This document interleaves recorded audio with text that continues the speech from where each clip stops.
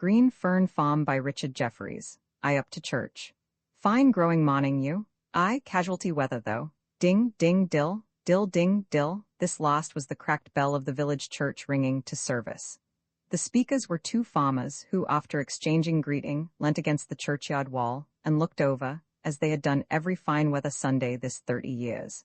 So regular was this pressure that the moss which covered the coping stones elsewhere was absent from the spot where they placed their arms. On the other side of the wall, and on somewhat lower ground, was a pigsty, beyond that a cowyard, then a barn and some ricks. Casualty, used in connection with weather, means uncertain. Mr. Hedges, the taller of the two men, stooped a good deal. He wore a suit of black, topped, however, by a billycock. Mr. Ruck, very big and burly, was shaped something like one of his own mangolds turned upside down.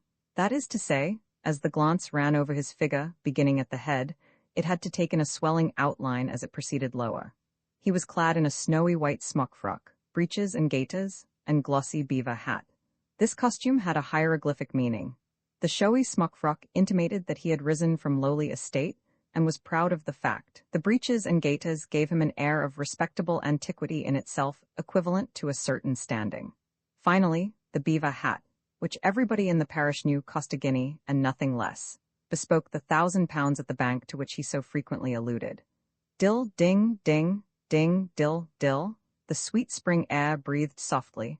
The warm sunshine fell on the old grey church, whose shadow slowly receded from the tombstones and low grassy mounds. The rounded ridge of the downs rose high to the south, so near that the fleecy clouds sailing up were not visible till they slid suddenly into view over the summit. Tiny toy-like sheep, reduced in size by the distance, were dotted here and there on the broad slope. Over the con hard by, the larks sprang up and sang at so great a height that the motion of their wings could not be distinguished. The earth exhaled a perfume, there was music in the sky, a caress in the breeze. Far down in the vale, a sheet of water glistened. Beyond that the forest of trees and hedges became indistinct, and assumed a faint blue tint, extending like the sea, till heaven and earth mingled at the hazy horizon. Humph, humph! The pigs were thrusting their noses into a heap of rubbish piled up against the wall, and covered with docks and nettles. Mr. Hedges leant a little farther over the coping, and with the end of his stick rubbed the back of the fattest, producing divers grunts of satisfaction. This operation seemed to give equal pleasure to the man and the animal. 13 scaw, said Ruck sententiously, referring to the weight of the said pig. Meb a bit more, you? Two farmers could by no possibility agree on the weight of an animal. Folk never used to think nothing of a peg till it were nigh on 20 scaw, but this generation be nice in bacon, and likes a wafer rasher as shrivels up dry without a lick of grease. It be a spectacle to see the chaps in the Lunnon eating-houses pick over their plates, said Ruck. Such a waste of good victuals. There'll be a judgment on it some day. The click of the double wicket gates, double, to keep other people's sheep out and the rector's sheep in, now began to sound more frequently, as the congregation gathered by twos and threes, coming up the various footpaths that led across the fields. Very few entered the church, most hanging about and forming little groups as their acquaintances came up. The boys stole away from their gossiping parents and got together where a projecting buttress and several high square tombs formed a recess and hid their proceedings. A broad sunken slab just there was level with the turf. The grass grew over at the edges. They had scraped away the moss that covered it. The inscription had long since disappeared, except the figure 7, a remnant of the date. Something like the chink of coppers on stone might have been heard now and then, when there was a lull in their chatter. Dill, dill. Squire Thorpe got visitors, eh? Asked Hedges, perfectly well aware of the fact, but desirous of learning something else and getting at it sideways, as country folk will. Ah, that tall fellow, Geoffrey Newton, and Val Brown, as have set up the training stables. He'll want some hay? This was a leading question, and Hedges rubbed away at the pig to appear innocently unconcerned. I sold his trainer 80 ton o' clover, said Ruck. Be a gentleman, every inch of un. Stiffish price, you? £5.10. Few? Aye, but it be 5 mile to Cottet and a nation bad road. What's that long chap doing at Squire's? He has been to Australia. Be going to lawn farming. Lawn farming? Intense contempt. Be down to Green Ferne studying pretty often, said Ruck, with a wink and a broad grin. Women, said Hedges, giving an extra hard scrape at the pig, who responded humph, humph. Women, repeated Ruck still more emphatically. There be worse things about, said a voice behind. It was the clock who, having put the rector's surplice ready, had slipped out for a minute into the churchyard to communicate a piece of news. He was a little shriveled old fellow. Nash was a gay man, said Ruck. So was his father a forun, added Hedges. It runs in the family. Somewhat in the blood, said Nash, not to appear to value the hereditary propensity too highly. Did he never notice that shot men be a most sure to get on with women? I got somewhat to tell 'ee. What be it? From both listeners at once. If the Athenians were eager for something new, those that dwell in the fields are 10 times more so. You knows Mr. Valentine Brown as built the new stables? Sartainly. He have took my cottage for the trout fishing. Ah, you calls on Hollyoaks, don't 'ee? Said Ruck. A beant very far from Greene Ferne B.A.? Asked Hedges. Women, said the clock meaningly. Pend upon it be the women? Law, here comes, said Ruck. 2 young men walked quickly round the tower, coming from the other side, down the gravel path past the group, and opening the wicket gate went out into the field. Nash bowed and scraped, Ruck lifted his beaver, but neither seemed to observe these attentions. It be the women, and no mistake, said Ruck. Thari be gone to meet 'em. The fern folk be most sure to come up Thuck Path this sunny day, stead of driving. Monin, shepherd, said the clock to a labouring man who had just entered the churchyard. I was afeard you'd be late. S'pose you come from up a furlong. How's your voice? Aw, feetish, fairish, I zucked a thrush's egg to clear un. All right, Jabez, mind as you don't zeng too fast. It be your fault, shepherd, it be your fault. For Jabez was the leader of the choir. Nash, cried a stern voice, and the clock jumped and tore his hat off at the sound. Catch those boys? It was Squire Thorpe, whose magisterial eye had at once detected the youthful gamblers behind the buttress. Nash rushed towards them, but they had scented the squire's arrival, and dodged him round the big tombstones. Thorpe turned to the 2 farmers, who lifted their hats. Grass coming on nicely, Hedges, said he. Ought to be a good hay year.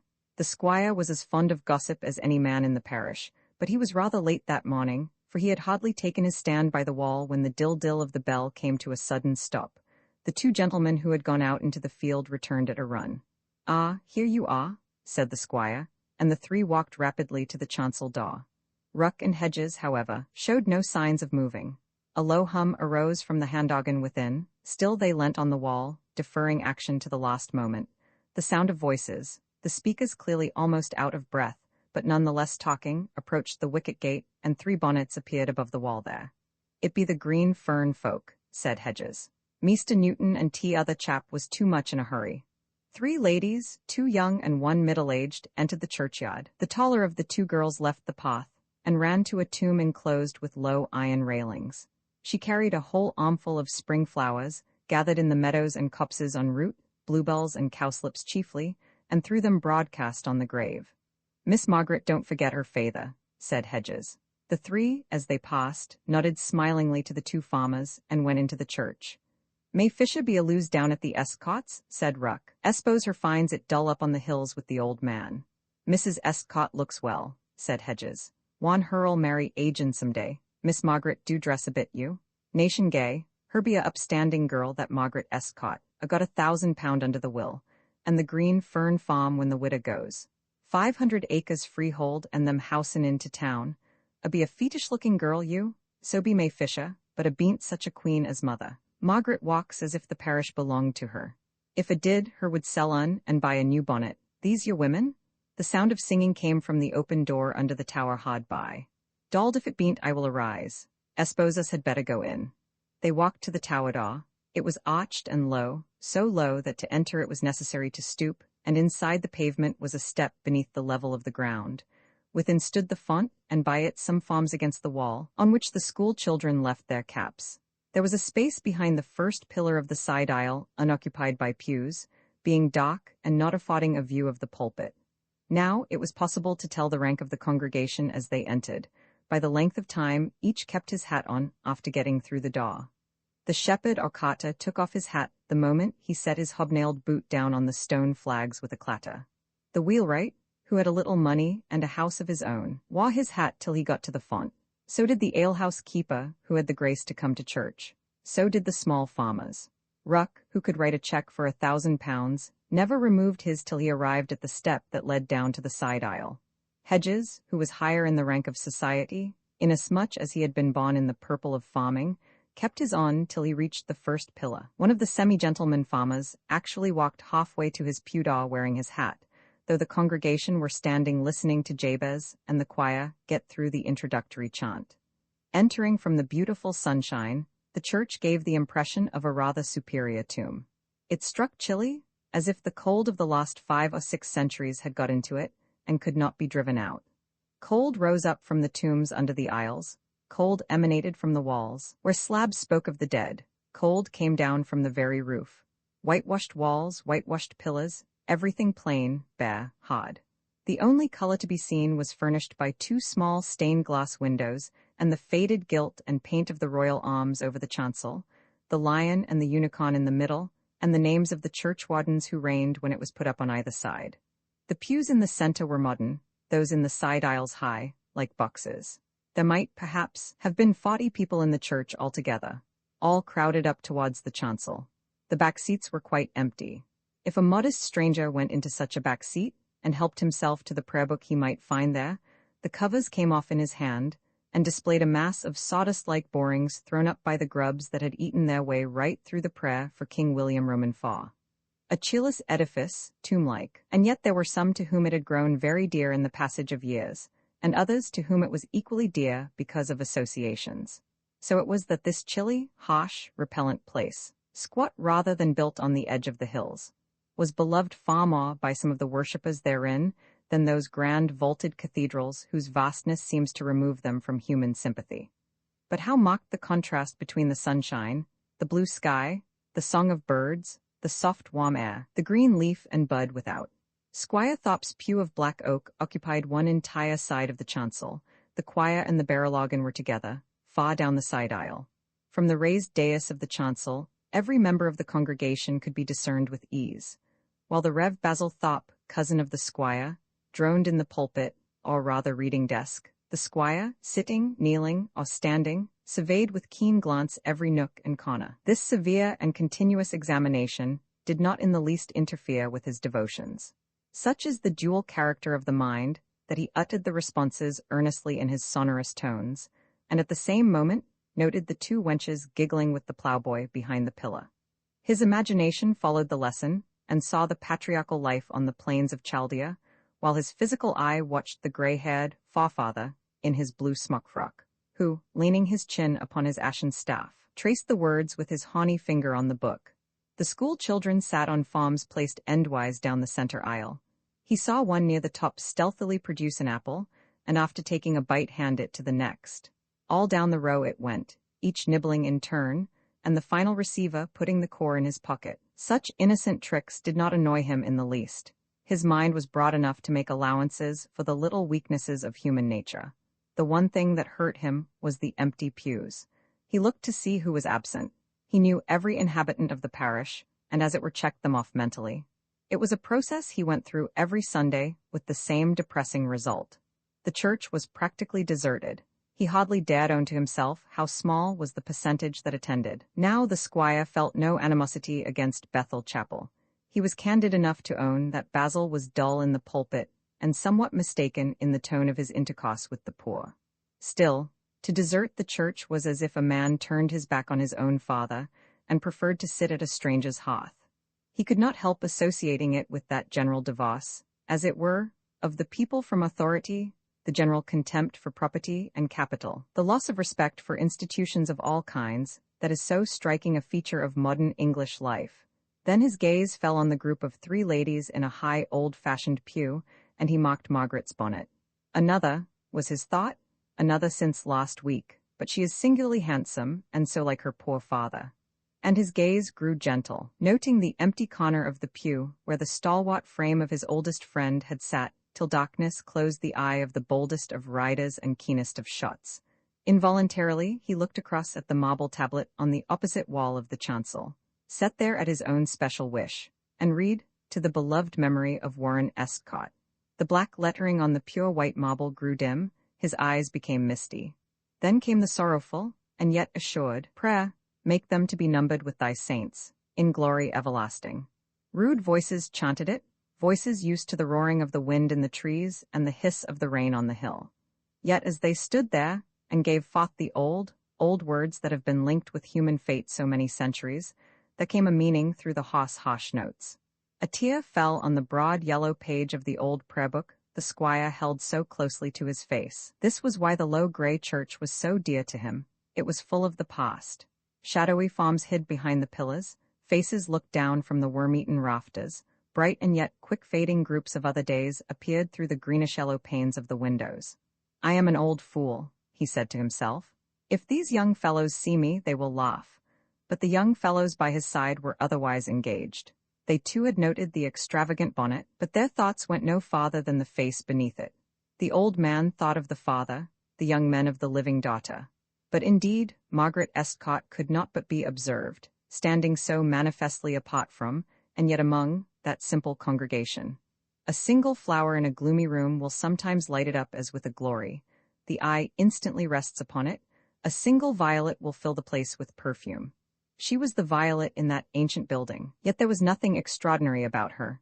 No marvelous hyacinthine or golden tresses, no burning eye flashing with southern passion. She was simply very near the ideal of a fair young English girl, in the full glow of youth and with all its exquisite bloom. Perhaps at the first glance, the beautiful pose of the tall and graceful figure seemed her most distinctive characteristic. The slight form of May Fisher brought her still more into relief. So to the young men in the chancel pew, the old grey church began to grow very dear, and the first part of the service slipped by speedily, despite Basil's droning. Then the choir gave out a hymn with all their might, sturdily drowning the organ, stimulated to an extra effort by the presence of visitors in the squire's pew. Jabez the shepherd sang like a giant refreshed with wine, and got through 4 verses magnificently. But in the triumph of the moment, he forgot the clock's warning not to zang too fast. The verse finished with the word Jacob. Jabez unfortunately got a little in advance of the time, and desperately struggling to lengthen it out, an alehouse chorus slipped from his tongue. "Yar off, alderol cob." When Basil went up into the pulpit, the squire quietly folded a silk handkerchief as a cushion to protect the back of his head from the hard oak of the pew, and slumbered peacefully till at the rector's, fifthly, and in conclusion, the stir of relief that ran through the congregation awoke him, as it usually did. Thorpe waited in the churchyard for Mrs. Estcott, and walked with her as far as the wicket gate, his own carriage waiting at the road entrance. There at the wicket, the group paused a moment on the edge of the green fields.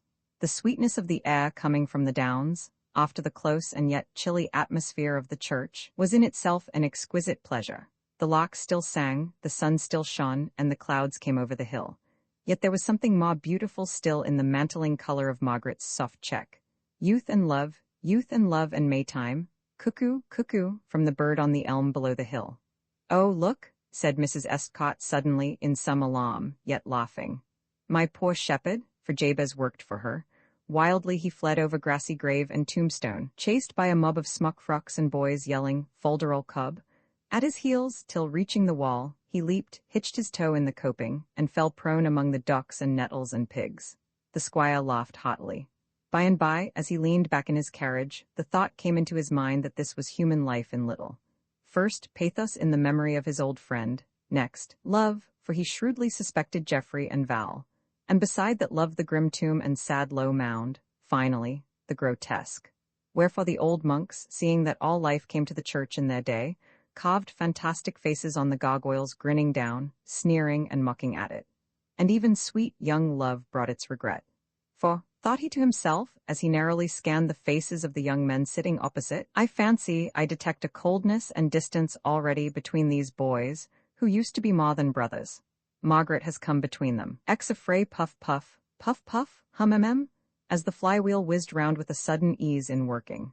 "I detest these ploughing engines," said Squire Thorpe, looking over the gate and leaning his arms on it as country people always do. "But if the tenants find deep ploughing and manuring better, I suppose that's the point," said Valentine. "For the tenant, yes," said the squire, as he shouldered his gun and turned away from the gate. "For me, it is another matter. It is a question with me if this deep ploughing will not exhaust the earth." "But the artificial manure," said Valentine, who was inclined to argue with anyone. "Rubbish? Why, it's only used like dust, not 1/8 of an inch thick, and they take all that out again quick enough. Then these deep drains, they carry away as much of the richness of the soil as water." "You don't think much of unexhausted improvements," said Geoffrey. The greatest nonsense ever talked, said the squire, working himself into a temper. It's simply a device to suck every atom out of the soil and leave me as dry as a dead hemlock. What profit do you suppose I get out of the land? I'm pestered to put up cattle stalls and sheds, to sink wells and rebuild farmhouses, to put in drains, confound the drains. Then I must make reductions because the laborers want higher wages, and take off 10% because the weather's been bad. As if the weather had not always been wrong these 300 years. I'm perfectly sick of science and superphosphates, chauthons and steam tackle. Then they bring public opinion, forsooth, on me, and say I must disgorge. Intense disgust. Disgorge? Let them take the land and welcome, and give me an equivalent in consols. I should be 20 times better off. No, I'll be shot if they shall. With energetic inconsistency. I would sooner be flayed alive than part with a square inch. I love the land next to my mother, there, but I'll be let alone. I'll plant the whole place with oaks. My woods are the only things that pay me, except the rabbits and that rascally Gus Bassett poaches and nets them by the scaw. Look out. A covey of partridges rose, and Valentine, who was a little in advance, fired both barrels without effect. Mark, said the squire, gone to the turnips of course, the only place left for the poor things. This shot stubble makes them as wild as hawks. Val, your nerves are shaky this afternoon, and by Jove, that hoss dying was enough. My nerves are not at all shaken, said Valentine, as he reloaded. He affected a stoical indifference, though really hit hard. His temper had been boiling like molten lead under the surface, and it wanted but little to make him explode. His losses and vexation, his jealousy of Jeffrey, the unfortunate suspicions that had been aroused in his mind about the night on the downs, all had combined to irritate him to the last degree. Well, we've all lost money, said the squire. And what a terrible thing about poor old Fisher. May will stay at Green Fern, I suppose. She can never return alone to that gloomy house. Ah, that's more to my taste, pointing to a middle-aged laborer who was sowing corn broadcast. Now watch his steps, regular as clockwork. See, his hand springs from his hip and describes an exact segment of a circle. No, a parabola, I suppose. Every time, so as to make the seed spread itself equally. That's higher than science. That's art handed down these 1,000 years. A man now overtook them with a message from the house. The squire was wanted about a summons. If you cross the turnips, he said, as he turned to leave them, you may find the covey again, and then try the meadows at the edge of the wood. And if you see that rascally Bassett at my rabbits, he kicked a clod to pieces illustratively. The squire returned homewards. Jeffrey and Valentine entered the turnips, making for the narrow belt of meadow by the wood. It was not a regular shooting expedition. They had simply strolled out for an hour, and were not accompanied by a keeper. The moment the squire left, the conversation dropped. Valentine was bitter against his old friend. Jeffrey had not forgotten the contretemps at the nutting. It had been long before Margaret accepted his protestations of regret for his hasty words. Now no man, who is a man, likes the pot of penitence. He considered that Valentine had forced him into that unpleasant position, and his wrath smoldered against him. After the turnips, they got through a gap into the meadowland, which, being of poor quality, as is often the case near a wood, was dotted with dead thistles, rushes in the hollows, and bunches of tussocky grass. Out from one of these sprang a hare, as nearly as possible midway between them. They both fired, so exactly simultaneously that it sounded as one report, and for the moment neither knew that the other had pulled the trigger. But when they saw what had happened, each turned away from the dead hare. Neither would touch it. Each, biased by previous irritation, accused the other in his mind of taking the shot from him. This little accident added to the sullen bitterness. They now came to an immense double-mound hedge, into which the spaniels rushed. Valentine took the near side, Jeffrey the off, with the hedge between them. It was so thick neither could see the other. So trifling a circumstance tended to calm the annoyance, out of sight, out of mind. As he followed the edge of the ditch, waiting now and then for the dogs to work the hedge thoroughly, Jeffrey became conscious of the beauty of the warm autumn day. Puff, puff, puff, puff, hum. The sound of the distant ploughing engines came humming in the still air. He had noticed previously that his coat sleeve was flecked with gossamer threads, and now saw that the bushes were white with them. Looking upwards, the atmosphere was full of glistening lines, like the most delicate silk, drooping downwards and shining in the sunlight. As far up as the eye could see, they came showering slowly, noiselessly, down. The surface of the grass was covered with these webs like a broad veil of fragile lace, and his feet, tearing a rent through it, were whitened by the accumulated threads. The rooks rose from the oaks with a lazy cawing, loth to leave the ripening acorns, and settled again when he had passed. Hum-em-em, hum-em-em. Underfoot a soft moss, luxuriating in the shade, almost took the place of grass. The hedge itself was like a wood, so wide and thick, full of ashpoles and hawthorn, crabtree underwood, willow, elder, and blackthorn, and here and there spreading oak trees. It terminated at the wood, and as they approached it the dogs became more busy, for the rabbits were numerous and the banks were barred with their holes. Jeffrey kept his gun on the hollow of his left arm, ready for a rabbit with the muzzle towards the hedge. "Lou, Lou," cried Valentine, urging the dogs. "Puff, puff, hum-em-em." Jeffrey, looking intently at the mound, and expecting a rabbit to start every moment, did not notice that a mole had recently thrown up a heap of earth in his path. His foot striking against it caused him to stumble, and to recover himself, he snatched at a projecting branch of nutwood. A twig, or perhaps his sleeve, touched the trigger of his gun, the muzzle still towards the hedge, and the sudden explosion that followed jerked the gun from his arm to the ground. Like a bullet, the cartridge sang through between the ashpoles and cut a small pendant bough of willow in twain, not 2 feet in front of Valentine's face. "By Jove!" he shouted, "that was meant for me." There, strung up to an unbearable tension by brooding over his losses and disappointment, jealous about Margaret, and now suddenly startled, Valentine lost all control of himself and, swinging his gun round towards Jeffrey, without putting it to his shoulder, fired. Jeffrey was in a stooping position, just lifting his gun from the ground when the shot, fired low, came with a rattle among the crabtree undergrowth. The tough fibers of the wood held and checked it, so that only a few pellets passed by, but 1 or 2 of these, though their force was almost spent in penetrating the branches, struck him sharply by the knee with a sudden stinging pain. "You shot at me?" shouted Jeffrey, now equally excited and hardly aware what he was doing. He sprang across the ditch and into the double mound, to get a clearer aim. Valentine ran quickly down the meadow on his side, then, seeing no other cover, also leapt into the hedge, and they faced each other some 30 yards apart. As usual in double mounds, the growth of underwood was less dense in the middle, so that, though some distance apart, each was dimly visible through the branches. There came a loud report as they fired the remaining barrels almost simultaneously, and a crashing and cracking of splintered wood. But no harm yet, thanks to the crab and stubborn blackthorn. The sulphurous smoke, clinging to the close undergrowth and tall grasses, filled their nostrils with the scent and madness of battle.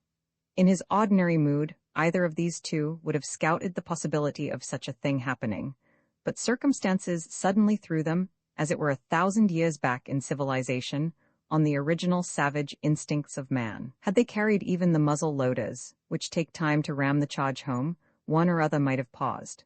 Better still if their arms had been the ancient matchlock, with the priming to look to and the match to blow. But these breech-loaders, which send forth continuous flame, swift as the lightning, flash on flash, allow not a moment for thought. The death and murder of a world, as Faust said, be on them. As they jerked out the empty cartridge cases and thrust in fresh charges, each instinctively moved to the best shelter he could see, Valentine behind the gabions of a great gnarled ash stole, Jeffrey to the cover of a crooked maple, whose leaves were turning yellow. Red tongues of fire darted forth, scorching the leaves and blackening the branches. Guided by sound and guess rather than sight, they fired vaguely into the thickets. From the oaks of Great Thorpe wood the rooks rose at the din, loudly cawing, high into the air.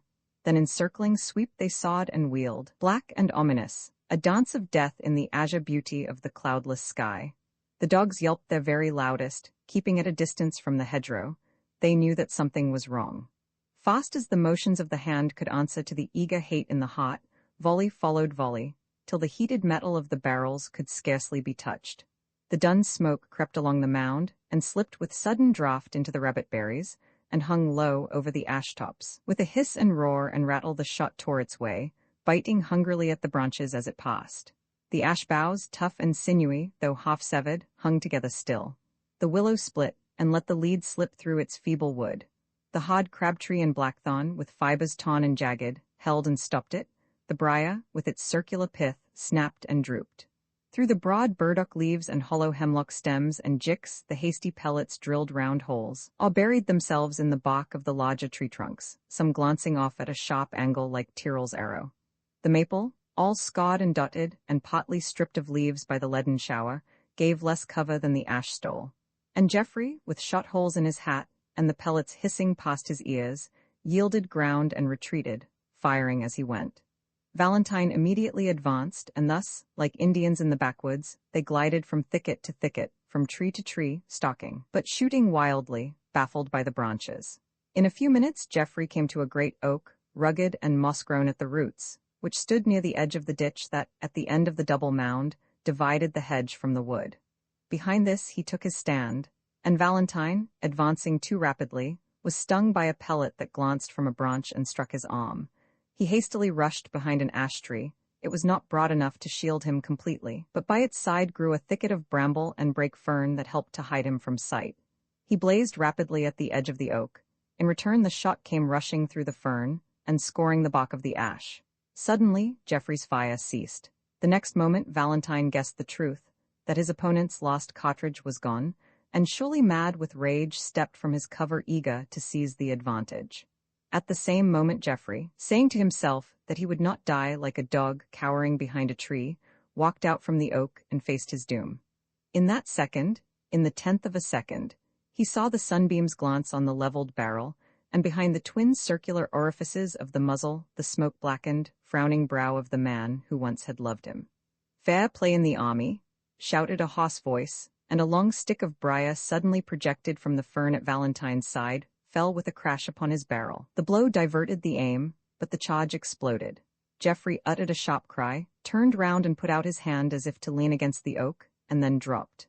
"We used to have fair play in the army," said Augustus Bassett, stepping up from the ditch out of the fern, with a briar in one hand, and a vicious ferret in the other, struggling hard, but dexterously grasped just behind the forelegs, the first finger in front of the legs so that it could not bite. "You make a ring, look here," in his incoherent way. But Valentine, all aghast with sudden revulsion of feeling, had already rushed to his fallen friend and knelt beside him, feeling a pressure upon his heart and a dizziness of sight. For the blood of life was spouting from the right shoulder, and already the yellow fern and the gray grass were spotted and stained, and the lowly creeping ivy streaked with crimson. "Speak, Geoff, old fellow," cried Valentine, becoming of a more deadly pallor than the wounded man. "Plug the hole," said Augustus, who, though he had never seen service, like most old soldiers had some smattering of surgery. "You've lost your head. Here, let me, hold pug." And he pushed the ferret into Valentine's hands. Pulling out his handkerchief, none of the cleanest, Augustus pressed it on the wound and succeeded in reducing the flow of blood. Jeffrey moved, and Valentine, flinging the ferret aside, held him up. "Speak to me?" he cried. "Say not a word how it happened," Jeffrey replied, thinking of Margaret, and became unconscious again. There was a rustling of branches and a cracking of dead sticks underfoot, and two men in their shirt-sleeves rushed out from the wood. "By God, you, Meester Newton, be shot." "He won't die," said Augustus, looking up, and apparently quite unconcerned. "I put my finger in, it hasn't touched the artery, look." He held out his hands, which were soaking red. The two strong men turned white with a sudden sickness. "We thought us hien a scrame," one said. "Make a litter," said Augustus. "There, you great odd-me-dod scarecrows, you don't know what it is. A hand-burrow then, you gaunies? What are you staring there for? Go and get your hurdles." "Zoas wall, come on, Bill." And away they ran. "A man's made just like a pig inside," said Augustus to Valentine, and he proceeded to compare the anatomy to heedless ears. Quite sobered by the shock, Bassett was of more use than any of them. Long hardened, and indifferent to all but the immediate gratification of his senses with smoke and beer, Augustus had lost all the finer perceptions, and had become not exactly callous, but unimpressionable. That very condition rendered his aid valuable at such a time. Even now, under the crust of stolidity, there were not wanting some better feelings in this wreck of an educated man. He was faithful to the hand that fed him, i.e. to the Greene Fern people. Jeffrey had frequently given him tobacco and such trifles, and now he was really anxious to do his best. As it was, he had probably saved Jeffrey's life, for when the last shot was fired, they were so near that the cartridge had only just begun to scatter. Had it struck the head or chest with the shot altogether, like a bullet, instant death must have followed, but the blow on the barrel with the stick so far diverted the swift aim of the practiced sportsman that only a part of the charge took effect in the shoulder. The two men ran as fast as they might across a corner of the wood, crashing through the hazel, and stumbling in their haste as the woodbine caught their heavy shoes.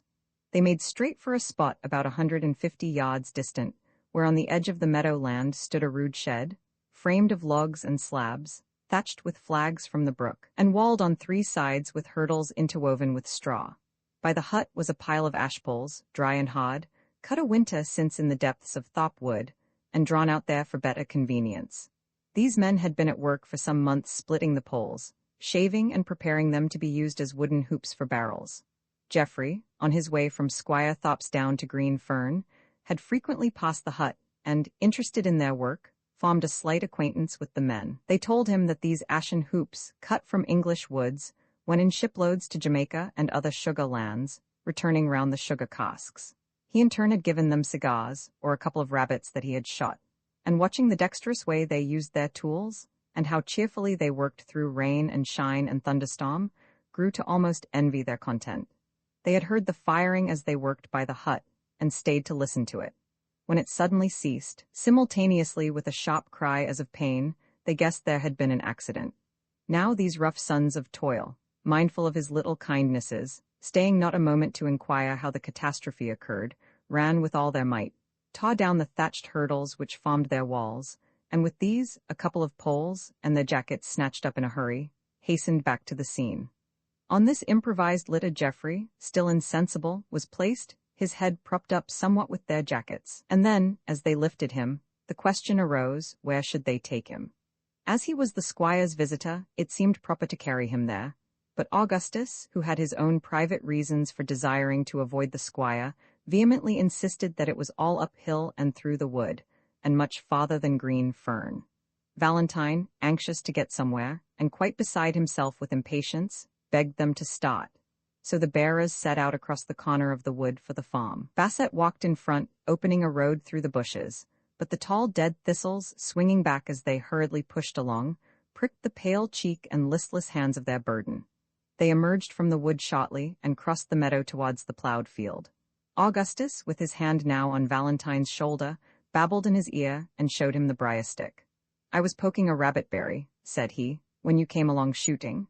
There ain't no call to say anything to the squire. See, here's Bunny's fur." He pointed to the end of the stick where the sharp, curved prickles were left on, having been cut from the other end for ease of handling. To these prickles a little soft fur adhered, together with particles of sand. "I found him. He's got his head in the bottom of the hole and can't move, and my other pug is at him. He's young and wants lining. When you came along I got down in the ditch under the fern, but I say, fair play in the army, if this had been a ground-ash stick," swishing the briar, which bent easily. "I should have knocked the gun out of your hands, but this briar plied, don't you see? I must go back for the other ferret presently." He ran forward to open the gate of the ploughed field for the bearers, who were now a little way in front. Puff, puff, puff, puff, hum. The flywheel whirled about, beating the air to musical resonance. The steel sinew of behemoth stretched across the stubble, dragging the shares remorselessly through tender roots of pimpernel and creeping convolvulus. Hum. It was rough traveling over the deep fresh-turned furrows that exhaled a scent of earth, and their burden was somewhat jolted. "Hulloa, you, what's up? I say there, you?" The men with the ploughing engines had espied the litter and, abandoning operations, came running across the field. Thus, surrounded by an excited group, the wounded man was borne over the lawn at Greene Ferne. Roman 11 a feast. Conclusion: it was fortunate that Basset's dislike of meeting Squire Thop caused Jeffrey to be conveyed to Greene Ferne, for Felix was there, and he had sufficient knowledge of surgery to staunch the wound. The shock to the household on the arrival of the litter was of course very great. May fainted. Margaret very nearly did the same, but recovering herself by a strong effort, forced herself to help Felix. The support afforded by her love enabled her to face the sight, but when there was nothing more that she could do, she burst into a flood of tears, yet still refused to leave the room. Felix asked Valentine, who still moved as one dazed, to send Basset, as the best rider, for a doctor from the town. As he got up into the saddle, he asked Valentine if he had any loose silver or a cigar. Valentine mechanically gave him all he had and his cigar case, and the old trooper, never even in moments of the highest excitement forgetting to take good care of himself, went clattering down the road. The doctor came, examined Felix's work, improved upon it, and pronounced Jeffrey's wound painful rather than dangerous. Augustus, after taking sundry nips of strong liquor with the silver Valentine had given him in Kingsbury, presently returned to the hamlet and stopped the Spotted Cow, where, as he had anticipated, a number of the gossips of the place had assembled. Here he became the hero of the hour, puffing his cigars and spending his money right royally. But having had lengthened experience of his imaginative powers, they totally refused to believe him now he spoke the truth. They grinned at the idea of Jeffrey and Valentine firing intentionally at each other, and still more ridiculed the embellishment which he added, how he stepped between the leveled guns at the risk of his life. They knew him too well. It were an accident, of course, they said. I tell you they fought a regular battle, said Augustus in a towering rage. You be apostle of fools? If they did fight, said the landlord slowly, you med be Basset put his yod head inside a rabbit hole for fear of the shot, and how could he gnaw? Ha ha, such was the popular verdict. Jeffrey, so soon as he could speak, declared it an accident, and as such it passed outside Greene Ferne. The only witness indeed was Basset, whose sudden word was not worth taking, even had any stir been made. So soon as the excitement of the day was over, too, Basset, old soldier as he was, seeing which side his bread was buttered, turned round, and openly proclaimed that he was drunk when he made his statement about the fight. In this everybody believed him. But Valentine, whose remorse was beyond expression, notwithstanding Jeffrey's wish, gave Felix and Squire Thorpe the true version of the case, laying all the blame upon himself. His jealousy and hatred disappeared, the old friendship returned, and he did all in his power to show it. Though Margaret did not know all the truth, she was not without a pang of conscience, for she recollected the nutting, and reproached herself for not discouraging Valentine. It was long before Jeffrey recovered. As the doctor had said, the wound, though not dangerous, was painful, and took more time to heal than seemed proportioned to its character. Margaret nursed him with all the devotion of love, May aided her, and indeed his convalescence was almost an idyll. Friends gathered round to cheer and make the time pass happily, Felix, the squire, Valentine. The two farmers, Ruck and Hedges, dropped in occasionally to inquire. The spring almost came again before he was strong, and it was then necessary to take a change. The pleasant circle at Greene Fern was temporarily broken up, but for a short time only. In the summer they met again at the sea, and a double marriage was arranged for the autumn, when May's year of mourning had elapsed. After old Fish's affairs were investigated, it was found that his loss over the racing was but a few hundreds, quite a small sum in comparison with his fortune. But his soul had become so steeped in avarice that he could not endure it. It had struck him as heavy a blow as if it had been the whole accumulation of his life. There were ample means left, for a farmer, positive wealth, and May was comparatively rich. The old hags who robbed the house escaped punishment, though made to disgorge their plunder. May could not be prevailed upon to prosecute. The whole matter was too painful to be raked up. Basset benefited perhaps as much as anyone. Margaret gave him the credit of saving Jeffrey's life, and when she began to show an interest in him, the old trooper brightened up. He had hitherto felt himself an outcast. Now he was made much of, the better qualities came out, he furbished himself up and held his head higher. He could not indeed entirely break from drink, but he did, with an effort, curtail his glasses. He attended to his work and became a valuable assistant. So much does the mind affect the body that the influence of kindness can even improve the condition of a drunkard. Valentine, thankful to him for escape from a lifelong regret, petted him. Jeffrey, grateful for the blow which had diverted the cartridge, petted him. Squire Thorpe relented, and even gave him permission to shoot in Thorpe Wood. Of this permission Augustus did not make much use. The incitement of poaching was lacking. The double marriage, Margaret and Jeffrey, May and Felix, took place early in September at Milbourne Church. As the carriages rolled away, after breakfast, from the porch at Greene Fern, in the beautiful sunshine, and with the shouts of the villagers and the rattling of rice, Felix thought to himself, "This day at least we may surely say Gaudimus in the fullness of our hearts." Valentine could not bring himself to be present at the wedding. He would not have been human if he had. But he sent the brides a handsome present each. They are both to reside at Kingsbury, within easy reach of Greene Fern. By Margaret's special wish, in the afternoon there was a dinner, or, as the guests persisted in calling it, a supper to the laborers and their wives in the barn. In superintending this, Mrs. Estcourt found some little relief from the sadness which always weighs upon those left behind after a joyous marriage. It was a large affair, for besides the men employed on Greene Fern, others working on adjoining farms were bidden to the feast, which was also to be countenanced by many of higher rank.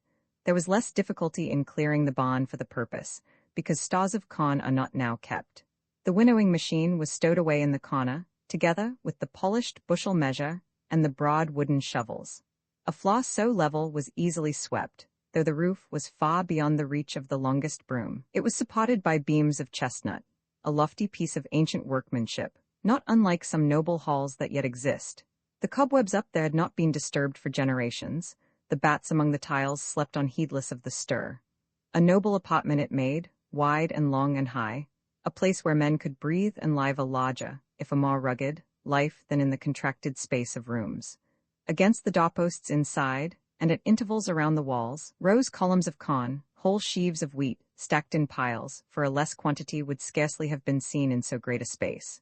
Nor was the white and drooping barley forgotten, and these, the wealth of the cornfields, were strewn in profusion with the flowers that were yet in bloom.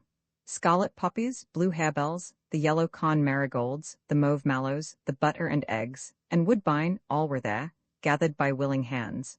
Ferns, some already yellow and some green, tall reeds with beautiful waving heads and rushes, were placed at the side of the wheat, relieving the bright flowers and the dry-looking corn with their green. Branches of oak, upon whose twigs the young acorns were showing, branches of hazel with the nuts and of hawthorn with the haws, were hung between the sheaves.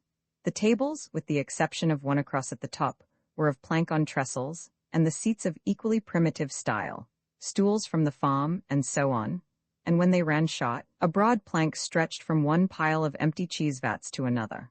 Upon the tables, flowers in pots and cut flowers were arranged. Augustus Bassett was of considerable assistance in these preparations. He always was when there was a prospect of unlimited feeding and liquor.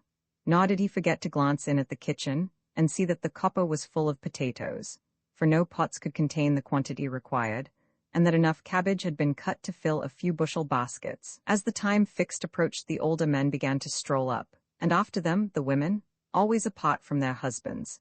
Men came with men, and women with women, not together, though they might dwell in the same cottage. Among them were old Gaffer Pistol-legs, Jabez the shepherd and his nephew, and Jenny the dairymaid from the warren, for whom a trap had been specially sent. The men on the farm who, in attendance on the cattle, had been obliged to work till the last moment, now came to the pump in the yard and splashed themselves with much noise, amid the rough jokes of the idlers around. By and by, Squire Thorpe and Mrs. Estcott, Farmer Ruck and Farmer Hedges, and several more farmers who had been invited came across from the house, and immediately old and young began to take their places. The squire said the shortest of graces, the covers were lifted, and the smoke and steam from yards of solid beef and mutton rose into the lofty roof. At the crust-table at the top, a plentiful supply of game appeared, from Thorpe Wood.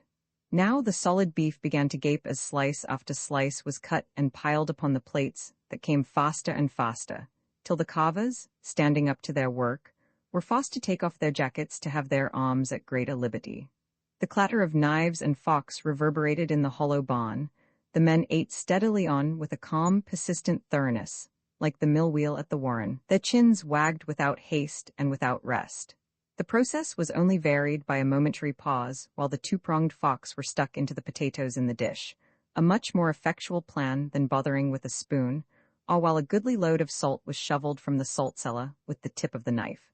Meantime Augustus, happy as a king, with the can of ale in his hands, went round and up and down the long tables, filling the mugs and glasses, never weary of well-doing. No one can understand the latent possibilities of physical development he possesses till he has seen the agricultural laborer eat. It is indeed a goodly spectacle, and for my part, I own I love to see it, and wish them all, great and small, plenty wherewith to heartily satisfy those honest appetites. But it is easy to see how we English conquered the world, since the seat of empire is the belly. So steadily went the eating, that before the meat was quite done already the sun began to slope downwards, and shone full in at the open doorway. For the barn having no windows to speak of, the vast broad doors, wider than the gates of Gaza, were thrown open both for light and air. The sunbeams fell full on the face of Gaffer Pistol-legs, who chanced to sit opposite, and lit up his ancient features, which might have been carved by a monk for a gargoyle, so wrinkled were they. After a while the rays seemed to awaken the patriarch from his munching, and, blinking his eyes, he looked up and placed both his fists upon the table, still holding his knife and fork, the points upward. His neighbors, seeing that the old man was about to speak, stayed with half-open mouths to listen. "This be the vinest veast you," said the ancient, "this be the vinest veast you, as ever I zeed since Ud Squire Thorpe. Hissens father, nodding his head towards the top of the table, got up the junketing when the news come of the Battle of Waterloo, Dreescar year ago. The vinest veast altogether since Udbony were whopped. Yellux, as much as to say, look here, that is my dictum. This poor old man, humble as he was, had many friends, both of his own class and among those above him, to give him a kind word or a lift. A contrast, this, with the ancient and brutal Misa Fisher, who had faced that other magnificent sunset on the hills the year before. After the pudding squire, Thorpe gave the health of the brides and their bridegrooms, and rising en masse, they made the old barn ring again with cheering and hammering of the tables. Down fell 2 of the plank seats, and added a booming raw to the noise. Mrs. Estcourt slipped out into the air for a minute, and came through the rickyard. The rosy light of the setting sun, now behind the trees of Thorpewood, lit up the house and the barn and the fields. The call of the partridge, kerwit, kerwit, sounded across the stubble. Far away upon the hill shone a brilliant red light, a very beacon, flashing and gleaming. It was the last level rays of the sun reflected from the west window of the church, a light of good omen for those who had therein been made one that day. Yet joying in their joy and hoping their hopes, the tears came fast from her swelling heart. But there arose the tuning of a fiddle, tum-tum, tup-tup. And her sigh, as she turned away and forced down her feelings, was drowned in a raw and stamping from the barn. It was her own health that they were drinking, and immediately afterwards a crowd began to pour forth from the wide pottle. The older men settled to their pipes. An ample supply of long clay pipes, stacked angle-wise, was provided for them, but the lissom young men and the giggling girls trooped across the rickyard to the level meadow, which the sheep had cropped close, and which had been also carefully mown for the purpose. Had it rained, there would still have been dancing room in the barn, but it was warm and dry, so they footed it on the sward.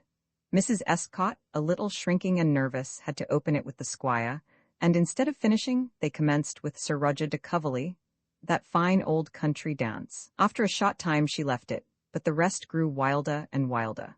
The dancing was like a maelstrom, sucking in all that came within its circling sound. Those who had at first held aloof, saying that they were too old or stiff, or didn't know how, by degrees were drawn in, and frisked as merrily as the lads. So the weariful women, whose hearts had already been made glad, hummed the tune and flung through it with a will. The children set up a dance of their own, joining hands in a ring. "Let's jine in," said Farmer Ruck to Farmer Hedges, and away they went with the stream, a sight not to be seen but once in 50 years. The ancient Daddy Pistol-legs, sitting in the barn and listening to the music, lifted his oaken staff and beat time upon an empty barrel. So lustily did the village band blow and fiddle that the cart horses in the meadows, who always cock up their ears at the sound of a drum or a trumpet, galloped to and fro with excitement. The squire's gamekeeper by and by came along, with his gun under his arm, to see the fun, when Augustus Bassett, with a fine sense of magnanimity, went up to him with his can, and pawed him out a foaming mug. But as he went to the house to replenish the can he could not forbear muttering to himself, "I can't see what he wants to show his face here for." The bats had now left the tiles of the barn, and were wheeling to and fro. But the band blew and fiddled, well refreshed by Augustus's can, and the dances whirled about yet more fast and furious. Sly couples, however, occasionally slipped aside to do a little cotting. Tummas and Raws, after slowly sauntering up the hedgerow, came to a gateway, and looking through, beheld the broad round face of the full moon placidly shining. "Ah, there be the moon, you a be as big as a wagon wheel," said Tummas, putting his arm as far round her plump waist as it would go. "Let I bide," said Raws. "I will kiss ye," said Tummas sturdily. "Thee shatn't." There was some struggling, but Tummas succeeded with less difficulty than he expected. The damsel was relenting under the influence of long and faithful attentions. Tummas, like a wise man, hit while the iron was hot and pressed for the publication of the banns. "Ah," said Raws at last, with a finished air of languid weariness, as if quite worn out with importunity, that could not have been much improved on in a drawing-room. "Ah, espose us med as well, you. If thee woot dot, I can't help it, can ye?" So the beautiful moonlight streamed down calmly upon the white ricks, the white loaded wagon, and the white stubble on the slightly rising ground. Still the blare of the brass echoed back from the house, the drum boomed, and the fiddle's treble sounded over the mead where white skirts flickered round and round. But the mother's heart, as she stood for a minute alone in her chamber gazing out at the night, was far, far away with her daughter, and almost as much with that other girl who had been to her as a second child. In the barn, the sweet fresh scent of flowers and wheat had long since been overcome by the fumes of tobacco. Big as the barn was, it was full of smoke and the odor of pipes and ale. Hedges and Ruck, not able to do much dancing, had come back, and sat in chairs in the doorway, very happily hobnobbing with Augustus to fill their glasses. At last, however, whether it was the unwanted whirling of the dance, or whether it was the XXXX ale, these two old cronies fell out, and abused each other as only old cronies can, to the intense amusement of the bystanders. These crowded up to listen to their mutual revelations. "Thee shaved the brook," said Ruck, shaking his fist. "Thee scooped out the ground on the squire's side, where the bend were, and put the mud on thy side. I'll warn thee took nigh 3 lug of land. I only straightened un," explained Hedges, "when I cleaned un out. A were terrible crooked. Aw, with scorn, thee put all the straightness thee own side, woover? Thee bist a lose pinching the king's highway," shouted Hedges, stung by this last taunt and only withheld from battle by 2 strong labourers. "Thee cuts thy hedges by the road inside and lets 'em grow out on the green, most into the road. A sort of a rolling fence, don't 'ee see? Beer in, Bach out," said Pistol Legs sententiously. The squire, hearing the noise, came across from the house, and at sight of him the 2 would-be combatants quieted down, when Augustus thrust a great double-handled mug between them, from which they had to drink in token of restored amity. "They won't know nothing about it tomorrow morning," said Augustus, as a man of experience, slightly unsteady on his own legs. "They'll forget all about it." "I thinks it be a'most time to go home," said Pistol Legs, rising with some difficulty. "Here, Dan'l," to one of his numerous descendants, "let I hood on by thee." It was abundantly evident that Pistol Legs was right. It was time to go home. Shortly afterwards the squire returned again, and announced that the feast was over, when the assembly separated peacefully, after the wont of country folk, though for half an hour or more there came distant hurrahs and cheering as the groups went down the road. About 2 o'clock in the morning, Jabez the shepherd, with his dog Job at his feet, was found astride of a stile in the meadows. He had stuck close to the barrel all day, and was roaring, at the top of a voice accustomed to shout across half a mile of down, the veracious ballad of Garge Riddler's Oven, of noted memory. "When I goes dead, as it med hap, why, bury me under the good ale tap. Why vooded arms thur let me lie, cheek by jowl my dog and I, Roman 2 the sweet new grass with flowers." Ba, ba, a long-drawn pettish bleating that sometimes sounded absurdly like the ma, ma, of a spoilt child. The lambs gamboled in the genial sunshine over the daisies. The ewes, arrived at the age of common sense, fed steadily on the young, sweet grass, and did not notice the flowers. Geoffrey Newton looked at them from the other side of the hedge, where indeed he had no business to be. He had carelessly wandered in a daydream from the footpath, and was now in the midst of mowing grass, to walk in which is against the unwritten laws of country life, because when trampled down it is difficult to mow. Yet there is a great pleasure in pushing through it, tall grasses and bennets and sorrel stems reaching to the knee. The very dogs delight in it. See a spaniel just let loose, how he circles round, plunging over it. Visible as he bounds up, lost to sight next moment in the matted mass, the higher it is the more he likes it. Bah, ma, for how many thousand years have the lambs been happy in the springtide? Thought Geoffrey. And yet it is said that the world is growing old. Nature is always young. Earth was never younger than she is today. Goethe was right there. Thy works sublime are now as bright as on creation's day they rose. If we could only somehow translate that eternal youth into our own lives, if the dew still lingers here in the shade, how slumberous it is even in the morning. Unseen lotus flowers bloom in the spring, and the odor makes us drowsy. His eyelids fell as he walked on, and his slow steps led him whither they would.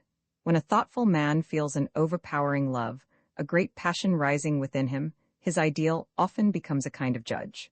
All the creed of life that has grown up in the mind is passed in review. Will the half-formed skepticism, the firm dogma, the theory, stand before the new light thrown upon them by the love that is in itself a faith? So he dreamed of Margaret, and saw and did not see the beauty around him. His feet, sinking into the soft green carpet, were dusted over with the yellow pollen of the buttercups. The young shoot of the bramble projecting from the bush caught at his sleeve, but the weak tender prickles, not yet hardened into thorns, gave way, and did not hold. Slender oval leaves on a drooping willow bough lightly brushed without awaking him. The thrush on her nest sat still, seeing with the intuition of a wild creature that no harm threatened her. Finches sang on the boughs above, and scarcely moved as he passed under. Crake, crake, from the thickest of the grass where the bird crept concealed. Butterflies fluttered from flower to flower in their curious sidelong way. Every branch and bush and blade of grass, the air above where the swallow floated, the furrow in the earth where the mice ran, all instinct with life, the glamour of the sunshine filling the field with a magic spell. A little brook slipped away without a sound past the tall green rushes and the water plantains and the gray checkered grass that lifts its spear-like points in moist places. A swift shallow streamlet winding through the meadow, its clear surface almost flush with the sward. Now running water draws a dreamer, so he followed it across the mead, past the footpath and the stepping stone that had sunk into the stream, past the dark green bunches of the marsh marigolds, whose broad golden petals open under the harsh winds of early spring, and not far from the peewit's nest. For she rose and flew round him, calling plaintively, her pure white breast almost within reach, till finding that her treasure was unheeded, she slowly dropped behind, past the dog violets, blue but not sweet, that looked up more boldly than their foreigners, whose modest heads had scarce appeared above the dead leaves on the bank. Yonder the roan cattle were feeding, and in the midst stood an ancient, gnarled, and many-twisted hawthorn, whose bark had become as iron under the fierce heats and fiercer storms of years. Yet its branches were green, and crowned with the may, white virgin mayblooms scenting the air, and under its shadow a young heifer meditated. Past hollow willows, till presently the turf beneath grew soft and yielding as velvet, his foot sinking into the pile of the moss, and the shade of trees fell on him, where the bank of the brook became steep, and low down in its bed it rushed into the wood. After a while, oak and elm gave place to black and gloomy firs that hung over and darkened the water. Large flecks of gray lichen clung to them, and from above a red squirrel peered down. Here the thick branches forced his steps aside from the stream, and out among the ashpoles where the wood pigeons built their nests, and in the strength of their love looked down upon him fearlessly from their feeble platforms of twigs. Under an ash stole he saw a rare plant growing, and stooped and went on his knees to reach it, and so pushed aside the thick boughs, and as it were, looked through a screen, and his heart gave a great bound. There was a narrow space clear of wood, where a green footpath little used went by, and a large, gnarled, crooked-grown ash stole opposite, forming a natural armchair, well lined with soft, dry moss, and canopied overhead with leafy branches, drooping woodbine, and climbing briar, whose roses would soon bloom. The brake fern, young yet and tender, rose up and gave itself for her footstool, for Margaret sat there, leaning back luxuriously in her woodland throne. He thought she must have heard the rustling of the boughs he had potted, and kept still as an Indian hunter, holding his breath for fear lest she should see him thus spying. A minute passed, and there was no motion. Then he saw that her right arm hung down listlessly, that the head leaned a little to one side, the face rather away from him, that her hat had evidently dropped from her hand, and an open book had fallen at her feet. She was slumbering. His chest pressed on the green fern, bluebells hung over his feet. Coo-coo-oo, the dove with burnished neck called gently to his mate, sitting on the ivied tree. Jug, jug, jug, sang the nightingale hard by in the hawthorn, the nightingale that by night is sad, but whose heart is full of joy in the morning. The goldfinches swept by overhead with a gleam of color from their wings, coquetting on their way to the apple trees.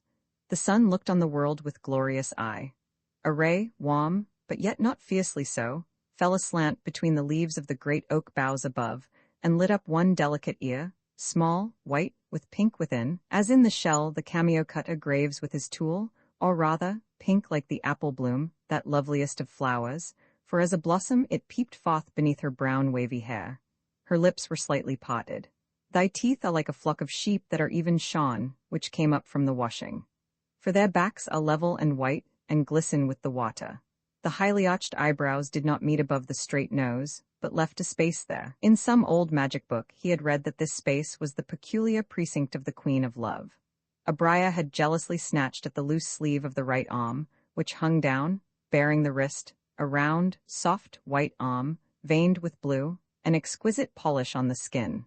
The fingers were long and slightly rosy. From them a few flowers had dropped on the open page of the book.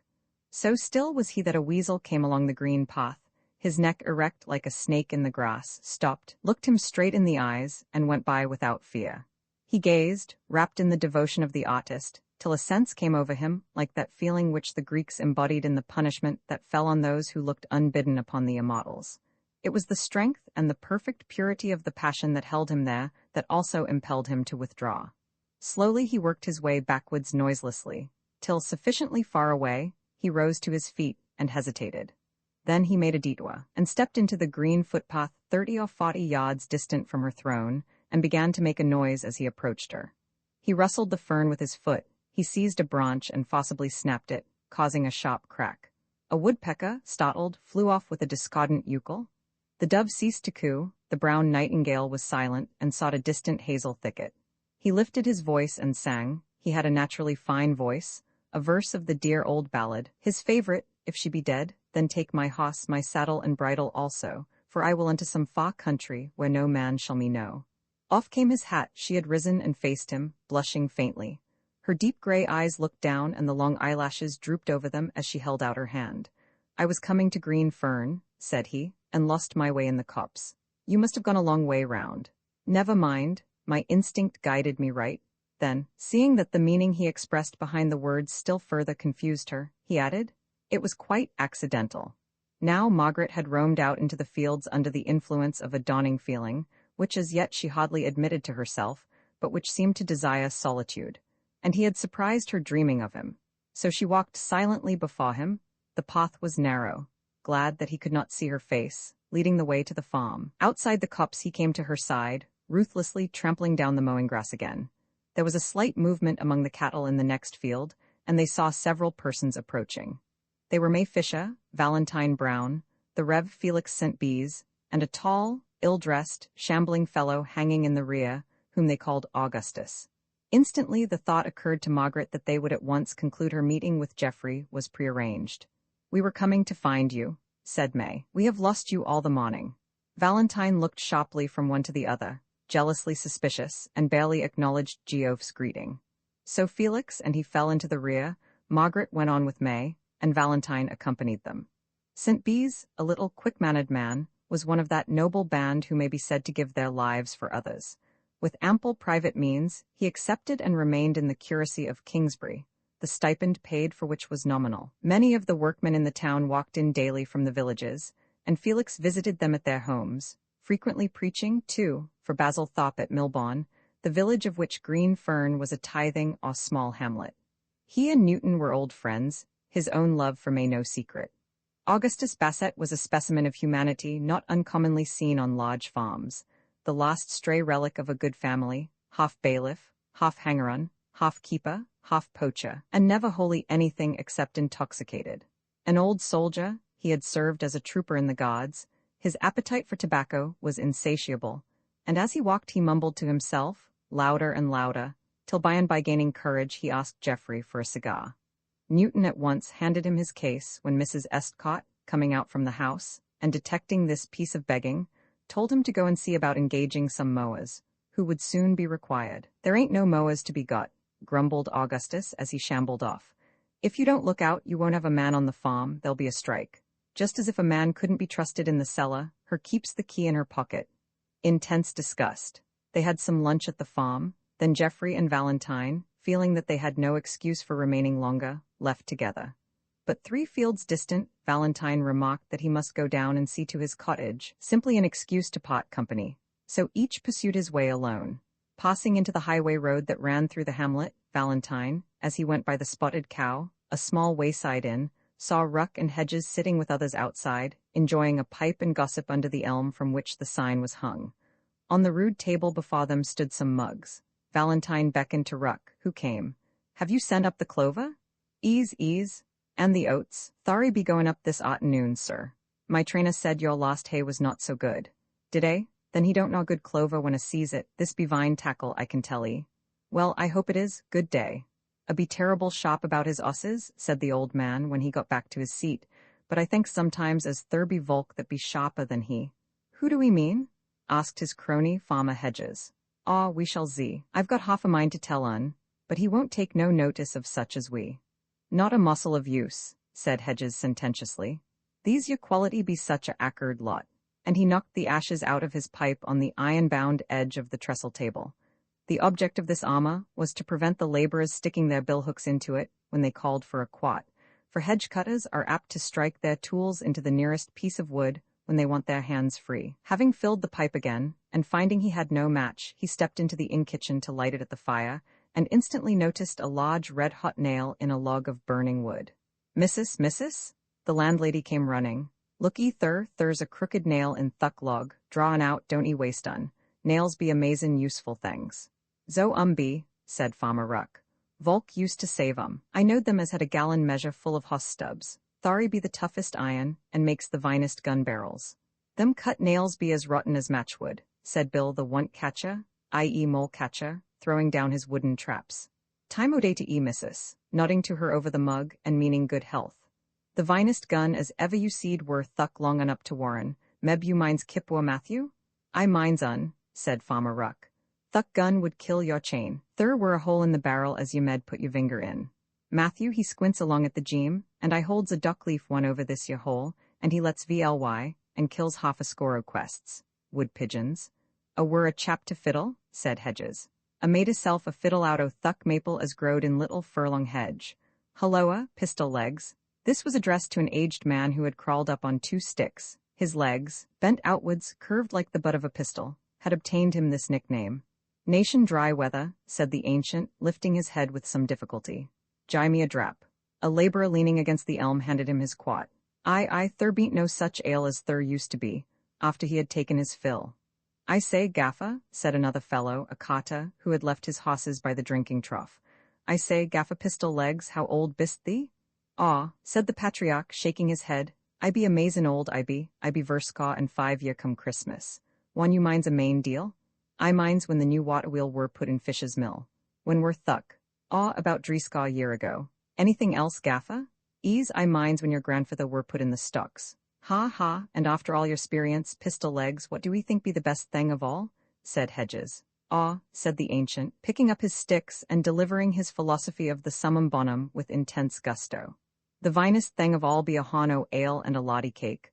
Espose I must be gettin' on, said Hedges presently, and stuffing some hay, which had worked out, into his boot again, for he used hay instead of stockings, he got up, and with Ruck walked down the road.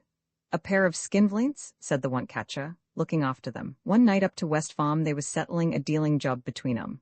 Zo there were a fire, for the snow were on the ground. Ruck he says, a fire be a terrible waste you. Let's put 'ee out.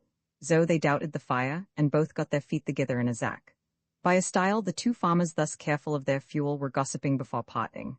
Tell 'ee what, said Ruck, in a mysterious tone, this here Doc hoss as Val Brown be training for the autumn yet no go? He don't know, and it bean't no good to tell un, these your quality be so uppish, but there be a screw loose somewhere, his trainer be a bad un, don't 'ee put a crown on un. To be ja, said Hedges, that there Gus Bassett will catch it some of these ye days. Squire's Kipwa says a be a lose in wood a poaching. Then they parted, and a curious sight it was. First one would go a few paces, and then stop and talk, and presently come back to the stile again. Then both would walk away, and turn when 10 yards distant and gossip, till by degrees they met at the stile once more. Not till this process had been repeated at least 5 times did they finally separate. Later in the afternoon, Jefferies strolled out from Thorpe Hall into the park, and sat down under the shade of a huge beech tree, on the verge of the wood, whence he could just see the roof of green fern in the meadows far below. There he reclined and pondered. Where thy treasure is, there will thy heart be also. To wit, to what, came the sound of a scythe being sharpened in a mead below. Presently he became aware of a heavy footstep approaching. The massive trunk of the beech hid him from sight. It was a milker going to the pen. Geoffrey heard him turn his bucket bottom upwards and sit down upon it. Danged if it bean't ver, I knows, he muttered. The sun's over Kingsbury steeple. Where's Roz Rose? Bean't her a coming? Then he began to sing, as milkers do to their cows. Thee's got a voice like a wood pigeon, said a woman whom Geoffrey heard get over the gate at the corner of the wood. Thee mumbles, tummas, like a Dumbledore in a pitcher. Geoffrey peeped round the tree and saw a stout girl in short petticoats, corduroy gaiters, brown hair, and dark eyes. Tummas, don't thee say naught. I hin thee in church like a charm o' stallings. Roz, thee go on to milking. Tummas, I want, come and zet on my knee. Roz, I'll see thee in the pond vust with thee girt vetlocks uppermost. Tummas, woolly. Roz, ease wool. Tummas, bist a go into haymaking to year. Roz, ease in the varmeads tomorrow. Tummas, zum on means to jie out and axe for a crowned maw.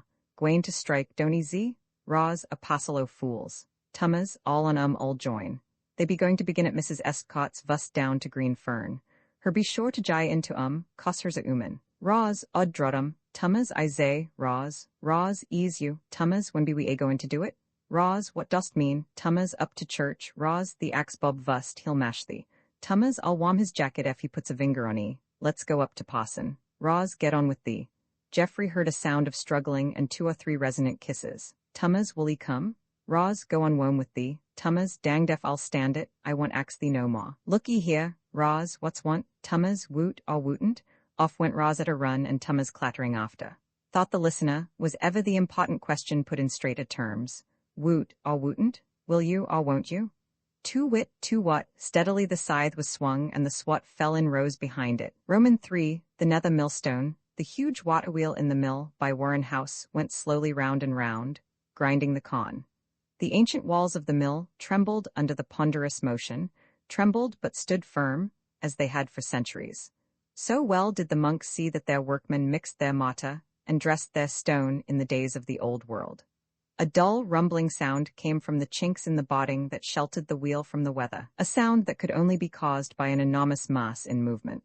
Looking through into the semi-darkness, a heaving monster, black and direful, rolled continually past, threatening, as it seemed, to crush the life out of those who ventured within reach, as the stones within crushed form and shape out of the yellow wheat, the individual grain ground into the general powder.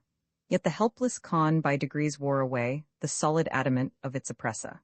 Under the bowed apple tree, clothed with moss, hard by, stood a millstone, grey and discolored by the weather, thus rendered useless by the very corn it had so relentlessly annihilated. Old Andrew Fisher sat at the mullioned western window of the house that stood higher up above the mill pond, listening drowsily to the distant clack of the hopper. The mill, the manor house, and many hundred fair acres of meadow and ploughed land and sheepwalk on the down behind were his, and had been his forefathers' down from the days of the lost Harry. More than one fair fortune had the mill ground out for them in the generations past. Money, accumulated coin by coin, like the grains that together fill the bushel, accumulated by one and dissipated by the next. If report spoke truly, still another fortune had slowly piled itself up in Andrew's withered hand, weak in its grasp on his staff, but firm in its grasp on gold.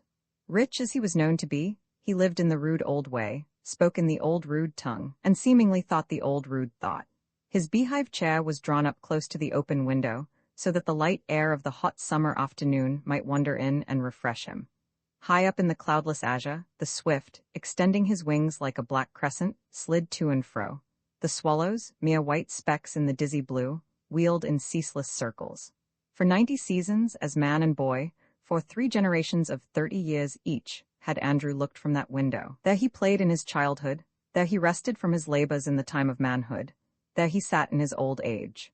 The deep gashes he had made with his first boy's clasp knife still showed in the edge of the oaken window seat. They were cut when the first Napoleon was winning his earlier victories. There on the seat he had drummed with his knuckles, 1 heavy knock with the left hand, then 2 with the right in quick succession, and an inch apart on the board to change the sound, imitating the noise of the mill. Thence he had noted the changing seasons and the cycle of the years. 90 times the snowdrop had hung her white flower under the sheltering wall. For 90 springs the corncrake's monotonous cry had resounded in the mowing grass. The cuckoo came and went. The swallows sailed for the golden sands of the south. The leaves, brown and orange and crimson, dropped and died. The plover whistled over the uplands. The rain beat with pitiless fury against the pane, and swept before the howling blast along the fallow, 90 times. Hot as his own nether millstone was the heart of Andrew Fisher. The green buds of spring, the flowers of summer, the fruits of autumn, the dead leaves of winter, all the beauty and the glory of nigh on a century touched him not. Unchanged at hot still, like the everlasting hills around him, but even they bear flowers, ling, loved by the bees, and time. As flower and bird and leaf came and went, so the strong men with whom he had battled in his rude youth flitted away one by one to the meads of asphodel, but did not return in the spring. The kata whom he had partly blinded by a blow from his whip-handle, which injured an eyeball, the ploughboy he rode over and lamed, the fogger whose leg he broke with a kick in the old days, when brute force ruled irresponsibly on the wild hills. They slept peacefully under the greensward and the daisy. No more their weary bones would ache in the rain and snow. No more their teeth would grind the hard crust of toil. So, too, the old boon companions dropped away. Squire Thorpe, not the present, but the ancient one of evil days, wild and headstrong, was still enough at last in the vault under the chancel. He could swear and drink no more, nor fight a main of cocks every Sunday afternoon on his dining-room table. With his horny, stiffened fingers, Andrew could count up the houses in the hamlet at the Warren. There was not one that the hearse had not emptied. The hamlet of his youth had passed away. It is the age that should see ghosts. There should be a spectre in every chair. The big black horse that carried him in the mad steeplechase at Milbourne, still talked of by the countryside, and in many a run with the hunt in the vale, lay 8 feet deep in the garden, and a damson tree had grown over him 90 times, and the scythe was busy in the grass, and the corn would soon turn color yet once more. Peggy was dead too, nut-brown Peggy, with her slow black eyes, retro-essay nose, and mischievous mouth, who had reaped and gleaned and garnered her master's evil passion among convolvulus and poppy. Sweet Peggy, cast aside like the threshed-out straw, crushed and broken, the light gone out in her eye, had forgotten her misery now the yew dropped its red berries on her resting place. 50 guineas, a heavy bribe in those days, the bailiff took to marry her. What a ghastly farce was celebrated that morn before God's holy altar! But the vicar's bulbous lips that uttered those solemn words and jested, shall dip no more in the rosy wine they loved. He broke his neck when his hoss fell at the double mound, but Andrew lives still.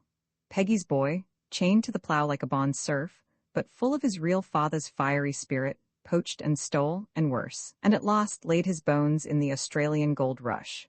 90 times, and yet once more the wheat came on apace. And Annika, Andrew's wife, cursed and beaten and bruised, and Andrew the younger, his lawful son, and Alice his wife, who were treated as dogs, and wore out their lives up at the farmstead farther in the hills. In Milbourne churchyard, the moss has grown over their names graven on the sides of the great square tomb. May, their child, alone lived, a blithe and gentle creature, dreading her grim grandfather, only breathing freely when she could get away down to green Ferne, yet trying and schooling herself to love him, but hating Jane, the old snuff-taking housekeeper, as intensely as so affectionate a nature could hate anything. Yet once more the swallows were wheeling in the summer air. On the keystone of the porch was chiseled Anno 15, the other figures effaced, but cut some time in the century that saw the Armada. A vast, rambling, many-gabled, red-tiled building, with vines and cherries trained against the grey walls, and honeysuckle creeping about the porch. The steep downs rose behind, barely a gunshot distant. From Andrew's window there was an open view of the vale. The pool almost surrounded the garden, pot moat, pot fish pond, pot mill pool, and was crossed by a wooden bridge. There the moorhens swam and threw up their white-marked tails as they thrust their beaks under water. The timid dabchick, which no familiarity with man can reassure, dived at the faintest footstep. The pike basked in the sunshine, warming his cold blood, and the sturdy perch with tremulous tail faced the slow stream. By the stones of the sluice dark green ferns flourished exceedingly. The sheep crept along the steep coombe side, cropping the short, sweet grass. The shepherd sat on the edge and cut his own and his sweetheart's name in the turf. Time was when Andrew could run up the hill there light as a hare. Now his slow walk, hard bearing on Blackthorn staff, in summer went no farther than the green before the porch, where the sundial stood with the motto on its brazen face, bidding men to number none but the happy hours, and to forget the dark and shadowy, a bitter mockery at Foscaw and 10. In winter he crept twice or thrice a day across the courtyard to the barn, where, despite steam, he kept 3 old men at work on the threshing floor, not for charity, but because he liked to listen to the knock-knock of the flails. Ever round and round, without haste and without rest, went the massive wheel in the mill, ceaseless as the revolving firmament, to the clack of the noisy hopper and creak of the iron gudgeons, and the flousing splash of the mill race. Hard as his own nether millstone was the heart of Andrew Fisher. Does time soften the gnarled stem of the oak? So he sat by the open window in his beehive chair that summer afternoon, drowsily listening to the mill. In the window was the escutcheon of his family in colored glass, and the name Fisher in old-fashioned letters. Fisher of the Warren was fined £100 as a noted malignant in the days of fear and trembling that followed Worcester fight. The shadow stole forward on the dial, and there came the dull hollow sound of horses' hoofs passing over the wooden bridge. Presently Jane the housekeeper, who, by virtue of her necessity to him in his infirmities, used no ceremony nor courtesy of speech, came in. "There be a parson wants to see thee," said she. No answer. "Dost hear?" A grunt. "Wake up." Shaking him, he struck at her with his blackthorn that ever lay between his knees. "Thee nistant hoopy at I can hear as well as thee," he growled. "A parson wants to see thee. Axe in." "Come in you," shouted the old hag without going to the door. "Shall I put thee jug away?" This to Andrew, and meaning the jug of weak gin and water which he kept constantly by him to sip. Let unbide. Felix St. Bees came into the room. He had ridden up to ask for the hand of May, his darling. It was not a reception to encourage a lover. "Good afternoon, sir," said Felix. "Arternoon to to Jane, who be it?" "Dunno. What's your why I want a little private conversation with you, sir." "Get out, you," to the ancient hag, who reluctantly walked from the room, but left the door ajar. While shut the door, Felix went and closed it. "This is a fine old house," he began, trying to get en rapport before opening his mission. Ease, and a beautiful view. Meb, you have had great experience of life, sir." "Likely so." Andrew had had a good education in his youth, but lapsed 2 generations ago into broad provincialism. Now it had got about, as such things will, that Andrew was backing Val Brown's dark horse heavily, and May was anxious about her grandfather's intercourse with the trainer, who, except in his employer's eyes, was far from perfect.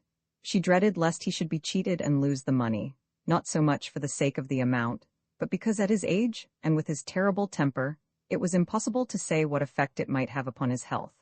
So Felix, as a clergyman, wished to warn the aged man, but a little nervous, as might be pardoned under the circumstances, he did not, perhaps, go about it the right way. "And you have seen, sir, how uncertain everything is, even the crops. Wheat be vine to ye. Well, even your mill wheel stops sometimes from accidents, I suppose." "I reckon I'll last my time. Will he drink?"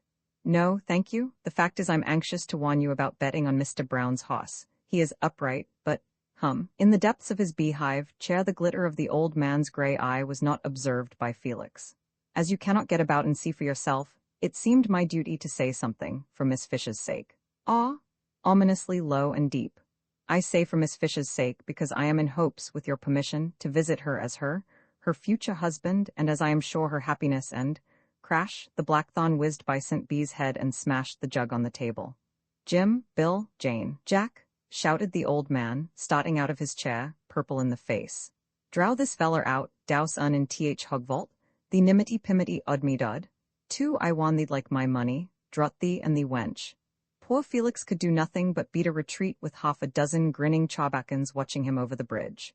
On hearing their master's angry voice in the porch, they ran together from the rickyard in the rear. For some distance Felix could hear the old man howling and telling the men to zet th dogs at un. When he got fairly out of sight of the mill, his indignation disappeared in his sense of the ludicrous, and he burst into a hearty fit of laughter, and then sobered down again. "For," thought he, "it is a wholesome doctrine, reverence for old age, and yet how little there is to revere? Ask this aged man's advice. You would suppose he would tell you of the vanity of the world, and instruct you to turn your mind to higher things. Not at all, he would say, get money, dismiss all generous feelings, get money. In the last decade of a century of life, his avarice prompts him to risk heavy sums on this hoss, but I must write and explain that I do not want his hods." Calling at Greene Fern on the way home to see May, he found everyone discussing the attitude of the laborers on the farm, who seemed inclined to neglect the haymaking, or even to leave it altogether. As the weather was fine and a large quantity of grass had been cut, it was a serious matter. Next morning, Geoffrey Newton called on Felix at his cottage in Kingsbury to tell him that the men had actually struck work, and that Mrs. Estcott was anxious for his advice. For Felix, besides being a friend, was known to possess great influence among the working classes.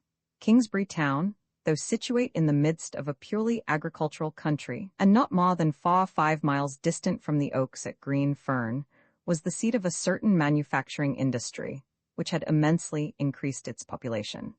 It was the high wages paid in the factories and workshops there that made the agricultural laborers discontented. Many walked miles daily to and fro to receive them. There was unfortunately a reverse side to the medal, for the overcrowded town had become notorious for disease, drunkenness, and misery. Now this was why Felix, with many opportunities of preferment, chose to remain a simple curate, in order that he might work among that grimy and boisterous people. Rude and brutal as they were, the little figure in black penetrated everywhere without risk, and was treated with the utmost respect. It chanced to be his morning for visiting certain purlieus, so Jeffrey went with him. They were to go over to Greene Fern in the evening.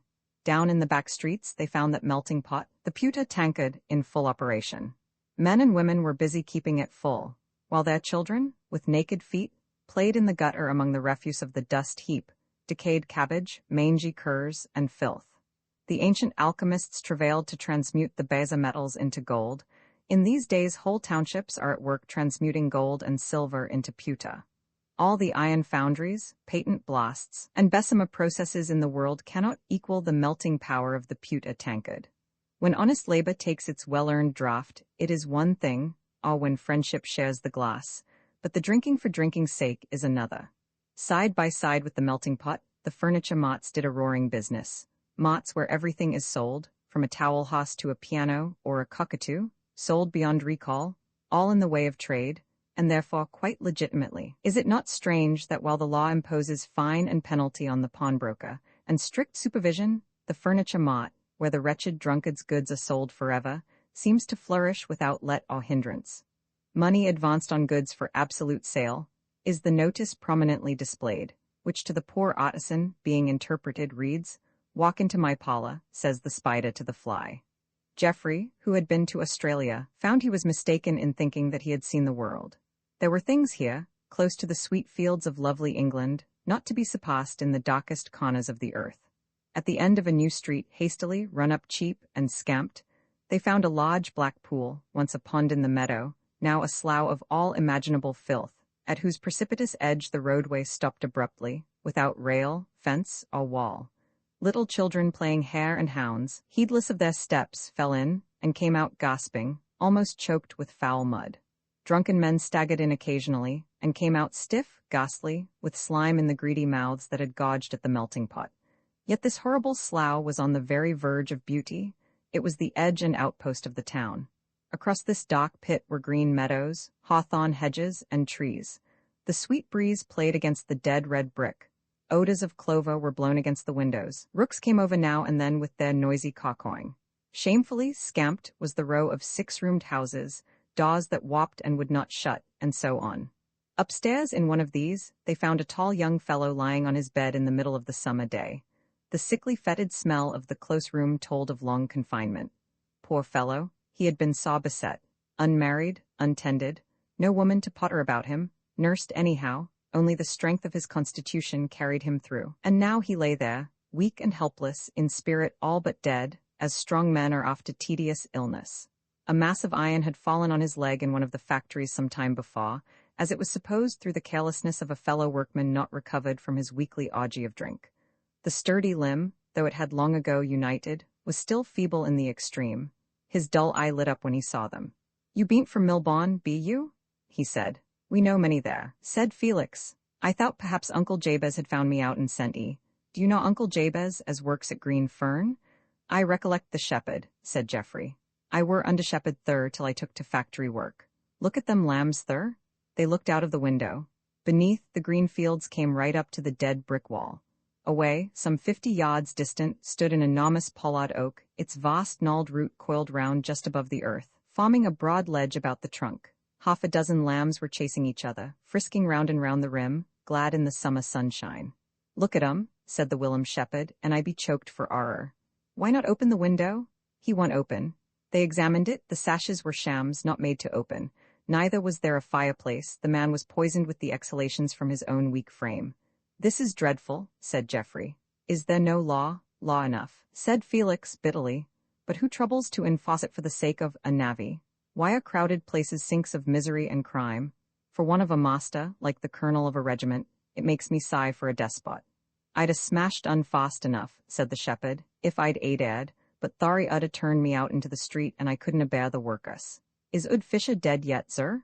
St. Bees was busy with his penknife cutting away the putty, and did not for the moment answer. The pain came out speedily, and the breeze came in with a rush, and with it a bee that buzzed round and went forth again, and a scent of new-made hay, and the mar of the lambs, and behind it all the low roar of the railway and the factories. "What did you say about Fisher?" asked Felix, turning. "Be a dead yet, th cust old varmint?" "Hush, hush, whom do you mean?" "I means Ud Fisher of Warren Mill, he be my grandfather. Meb you minds Peggy Moulding. What married Th Bailey? Her were my granny. My father died in Australia. Th custard varmint, a let us all starve, he got sacks o' gold. I wants to hear as Th devil have got un." You must not bear malice, said Felix, but being a man as well as a clergyman, he halted there. The contrast was too great. He thought of the brutal miser on the hills. I wants to get back to Green Fern, said the invalid. Do you know Mrs. Estcott? Her be a nice ooman, a wonder if her 'ud have me agin. Will 'e ax her? I'll ask her, said Jeffrey. I'm sure she will, though the men are on strike there now. Lord, what vools, I wants to get back to shepherding. Ax Uncle Jabez if I med come to his place and bide why he a bit. I thinks I should get better among the trees. I could a'most drag a rake, bless e, now if I had some victuals. You shall have food, said Felix, and we will get you back to the hamlet. This poor fellow, rude as he was, so pathetically ignorant as to suppose, as ignorant people do, that strangers understood his private affairs, was in a sense distantly related to his darling May, and thus had a more than common claim upon him. In the afternoon they went over to Green Fern, and Mrs. Estcott at once sent a trap for the injured man. His uncle Jabez, the shepherd, was greatly concerned and ready to receive him. Yet, with the curious apathy of the poor, he had made no inquiries about him previously. Roman Faw the wooden bottle G. Diamond. Now, Captain? Cried Margaret, imitating the gruff voice of the carter. Crack, the long knotted lash of the wagon whip, bound about the handle with brazen rings, whistled in the air and curled up with a vicious snap. She was in one of her wild, impulsive moods. Away trotted the two huge cart horses, the harness merrily jingling and the wagon jolting. Jabez the shepherd could hardly keep pace with it, running beside the leader Diamond. Margaret and May were riding. Crack, crack. Aw, don't 'e now, don't 'e, miss? Panted the shepherd. Us all go right drow th winder, whoa, for they were steering straight for the great window at Green Fern that opened on the lawn. It was wide open that beautiful midsummer morning. What are those children doing? Said Mrs. Estcott in some alarm. Why, they have harnessed the horses. Valentine, Jeffrey, and Felix, who were there, crowded to the window. Whoa, Diamond, Captain, whoa, cried Margaret, bringing up her convoy on the lawn in fine style. Now, mamma dear, jump up. We're all going haymaking, as the men won't. She has solved the problem, said Valentine. Here's one volunteer, and he sprang up. That very morning they had been holding a council to see if anything could be suggested to put an end to the strike. It had now lasted nearly a fortnight. Felix in vain argued with the men. They listened respectfully, and even admitted that he was right. But all they would say was that they mean to have th crowned.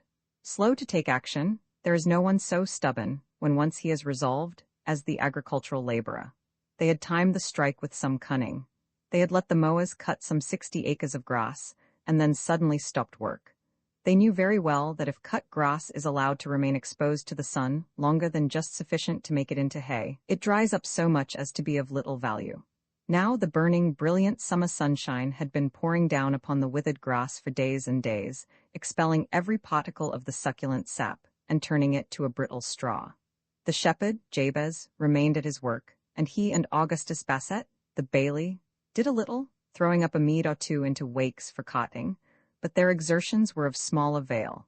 While they talked and deliberated, Margaret, beckoning May, slipped out and went down to the stables. Diamond and Captain were led out into the sunshine, and stood like statuary, waiting to be bidden. For the beauty of simple strength nothing equals a fine cart horse. The vast frame, the ponderous limb, the massive neck, speak of power in repose. Their large, dark, lustrous eyes followed the girls with calm astonishment, but docile and gentle, they gave implicit obedience to orders. The heavy harness, brass-mounted, was as much as ever the two girls could manage to lift, and when it came to hoisting up the shafts of the wagon they were at a loss. But Jabez, hearing a noise at the stables, came up, and after him slouched Augustus, muttering to himself, as usual. So just when the council indoors was beginning to wonder what had become of Margaret and May, crack, crack, and the jingling of harness put an end to their deliberations.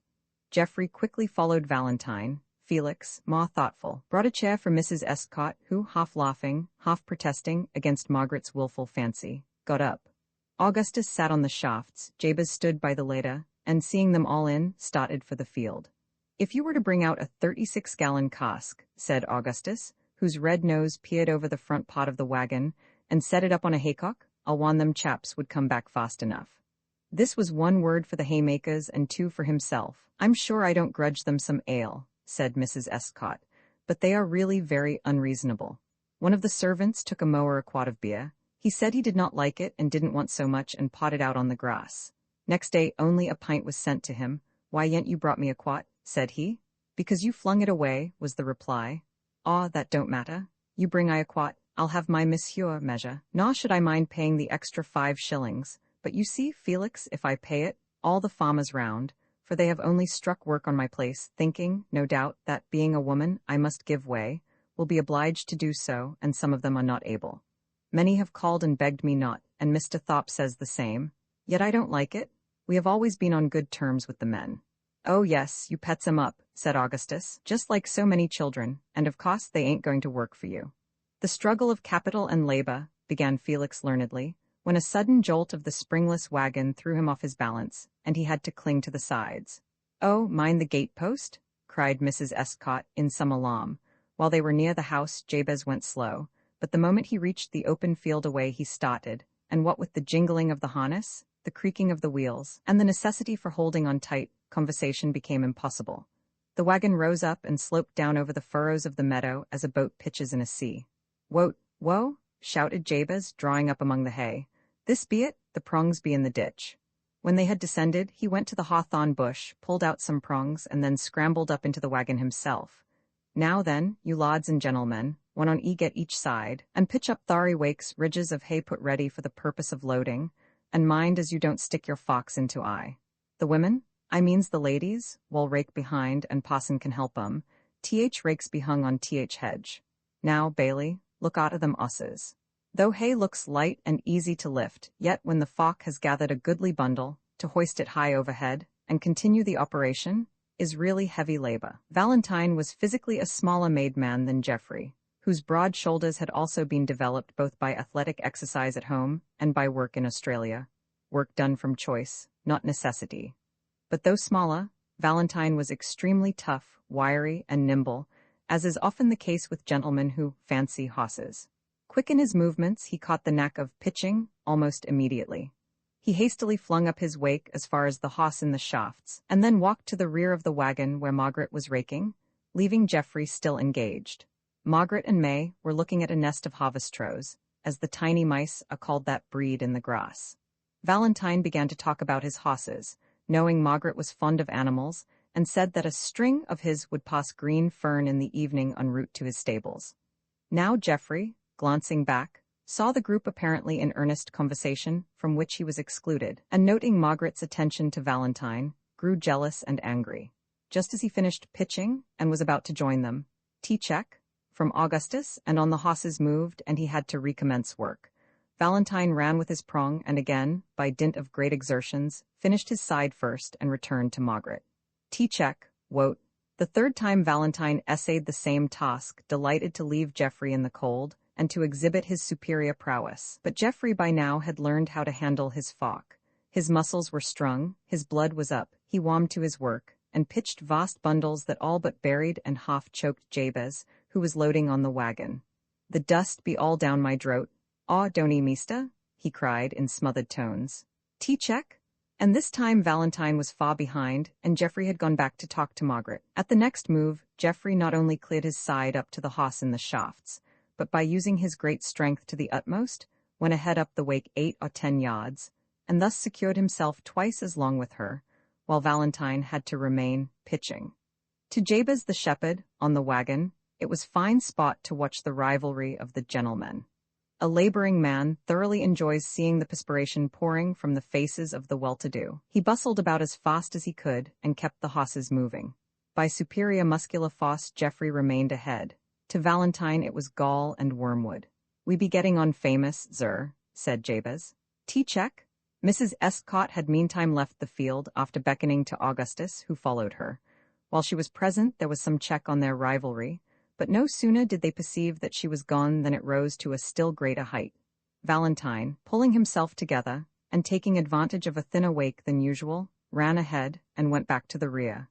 Seeing this, Jeffrey hurled the hay up with such force and vigor that he literally covered the shepherd, who could barely struggle out of it.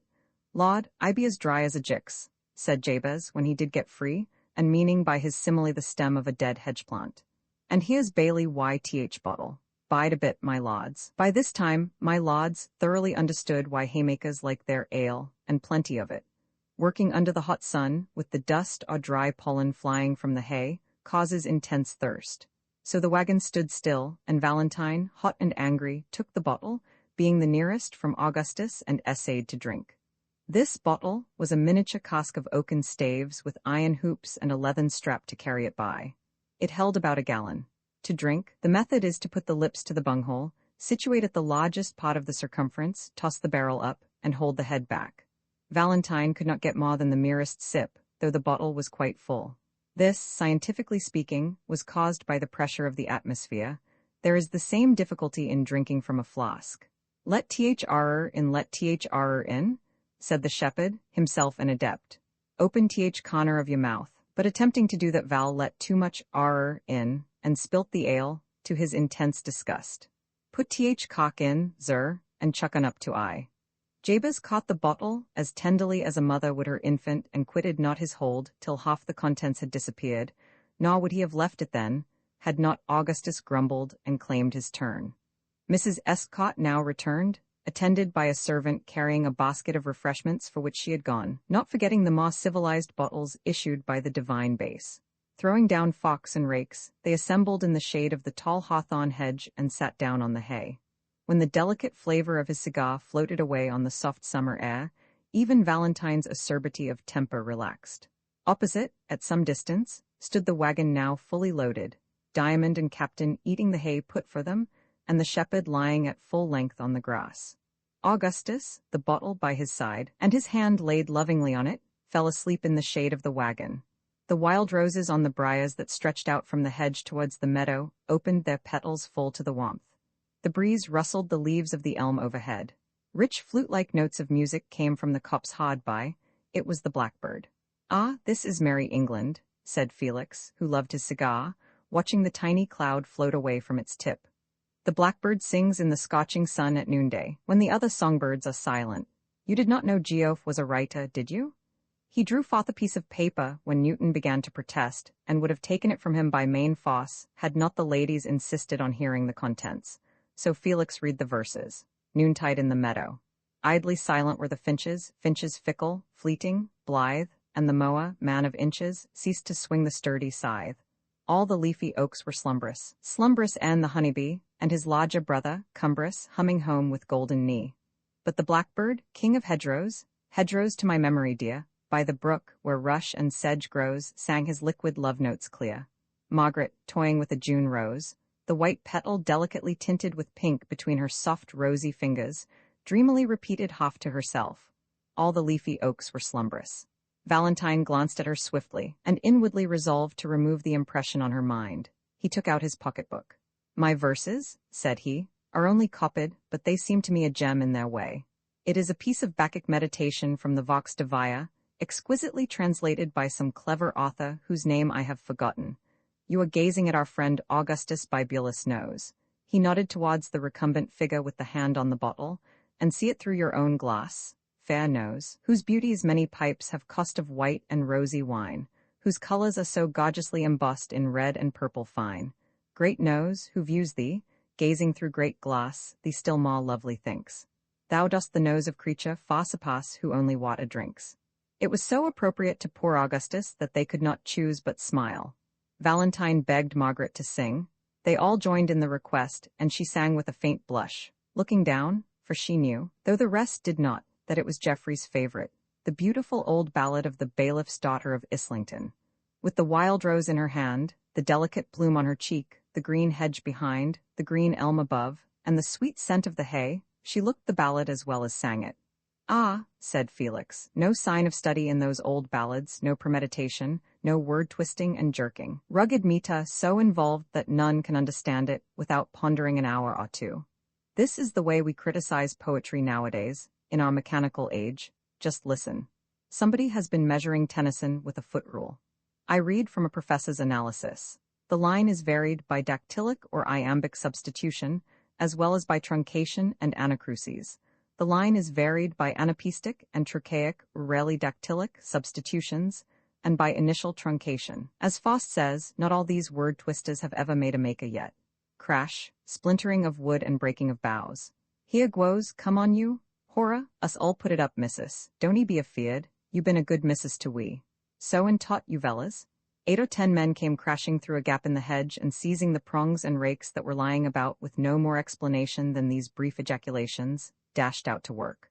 Hotly tired of rambling idly about, hands in pockets, seeing no prospect of the men on the other farms joining them, they had been hanging round the place in a sheepish way. Till finally observing the ladies working, the sense of shame got the better, and they made a rush for the hay, and gave up the strike. For there is sterling worth and some rude chivalry in these men, though simple enough, and easily led astray. The more the pity that no one has yet taken the lad among them, with a view to their own real and solid advancement. I will go home and send them some refreshment, said Mrs. Escott. All the party rose and accompanied her. In the next field they passed the mowers preparing to begin mowing again. Jeffrey and Valentine both tried to mow, but utterly failed, the point of the scythe persistently stuck into the ground. "A be a accord tool for a body as bean't used to un," said the eldest of the men, taking out his stone rubber from the sling at his back, preparatory to giving the scythe a touch-up after such rough handling, "and bean't what used to be when I were a bee-boy." "How do you mean?" said Felix. "Aw," said the mower, tilting his hat back, "th blades be as good as ever were, thary folk at Mells be th vellas to make scythes, thur bean't none as good as time, but it be th handle, lookee, as I means. I minds when thary were made of dree sots of wood, a main bit more crooked than this ye stick, and sotto carved a bit, don't 'ee see? It took a chap a week sometimes to find a bit o' wood as 'ud do, but bless 'ee, a'most anything does now." Swish went the keen blade through the tall grass. They watched him a few minutes. "There be some blight about," said the man. "Scythe do scum up terrible," and he showed them the blade all covered with a greenish-white froth, supposed to be caused by insects. "There be blight up there, look." He pointed to a dark, heavy cloud that seemed to float at a great height in the east. "It will thunder," said May. "Aw, no it won't, miss," said the mower. "I reckon as it'll be nation hot, thuck cloud be nothing but blight. Spile the fruit, bless 'ee." "So even the scythe handles used to be artistic," said Felix as they walked away. "There used to be art and taste and workmanship even in so common a thing. It was made of 3 distinct pieces of wood, carefully finished off. Men took days to find a piece. Now it is nothing but a stick smoothed by machinery. I hate machinery. I like to see the artist in his work, to see the mark of the knife where the chip has been taken out. But the spirit of art flies when things are sent forth by machinery, hundreds exactly alike." To May it was a great pleasure to hear him dilate in this way. Near the house they met Augustus, radiant with smiles, and perfectly loaded with the wooden bottles for the men. "I knows I'm a fool," said he. "At least I ought to, since I'm told so 40 times a day, but a fool must be sometimes right. Pend upon it, there's nothing like ale." At Greene, Ferne, May found a letter for her which spoilt the day. It was from her grandfather, Andrew Fisher, of the Warren, written in great anger, and commanding her immediate return home, and to mind and bring that rug with her that had been at Greene, Ferne, ever since Christmas. The old grasping miser, in his rage, remembered such a trifle as a traveling rug. Fisher had sent a verbal message for his granddaughter before, which she had ventured to put off. Now he wrote in a furious temper, and added at the foot that if that parson ever came anig the Warren again, he'd have him ducked in the millpool. So bitter had the mere thought made him that Felix wanted his money. There was nothing for it but for May to return, and she asked for her horse to be saddled. Felix could hardly suppress his annoyance. May was much downcast, but Margaret cheered her. "I will go with you," she said. "He was always nice to me. He is a regular old flatterer." She peeped in the glass. "Only think, flattering at 90? But a man must flatter if he's 100. I shall get over him. I'll ride my chestnut, and I can stay with you, dear, can't I? And come back next evening." So they left together. Jeffrey, in shaking hands with Margaret, tried to whisper, "May I come and meet you tomorrow evening?" but could not well manage it, Valentine being near. "Be sure and return by the road, dear," said Mrs. Escott. "The downs are very lonely if you come by yourself, and you may lose your way." "Oh, no," laughed Margaret. "I love the hills, and I know them all. I must come over the turf, mamma dear." Now, Jeffrey heard this and mentally noted it. He had his horse at Thorpe Hall, and he determined to ride and meet Margaret on the morrow. "V evening, aim for th tump, meester, aim for th tump," said the carter, slanting his whip to indicate the direction. "When you gets thur, lookee, go for th castle, and when you gets thur, go off with the vuz toward th vers, and when you gets drow thari, thur be Acken Chase and a lane as goes down to Warren. Check, wote." At the foot of the downs, along whose base the highway road wound, Jeffrey had paused to take counsel of a carter, who had just descended with a load of flints, before venturing across the all but trackless hills. The man very civilly stopped his wagon and named the various landmarks by which he would have guided his own cost to Andrew Fish's. Geoffrey had started early in the evening, intending to go all the way to Warren House, for he carried with him the rug, strapped to the saddle, which Margaret and May had forgotten, and for which the rude old man had written.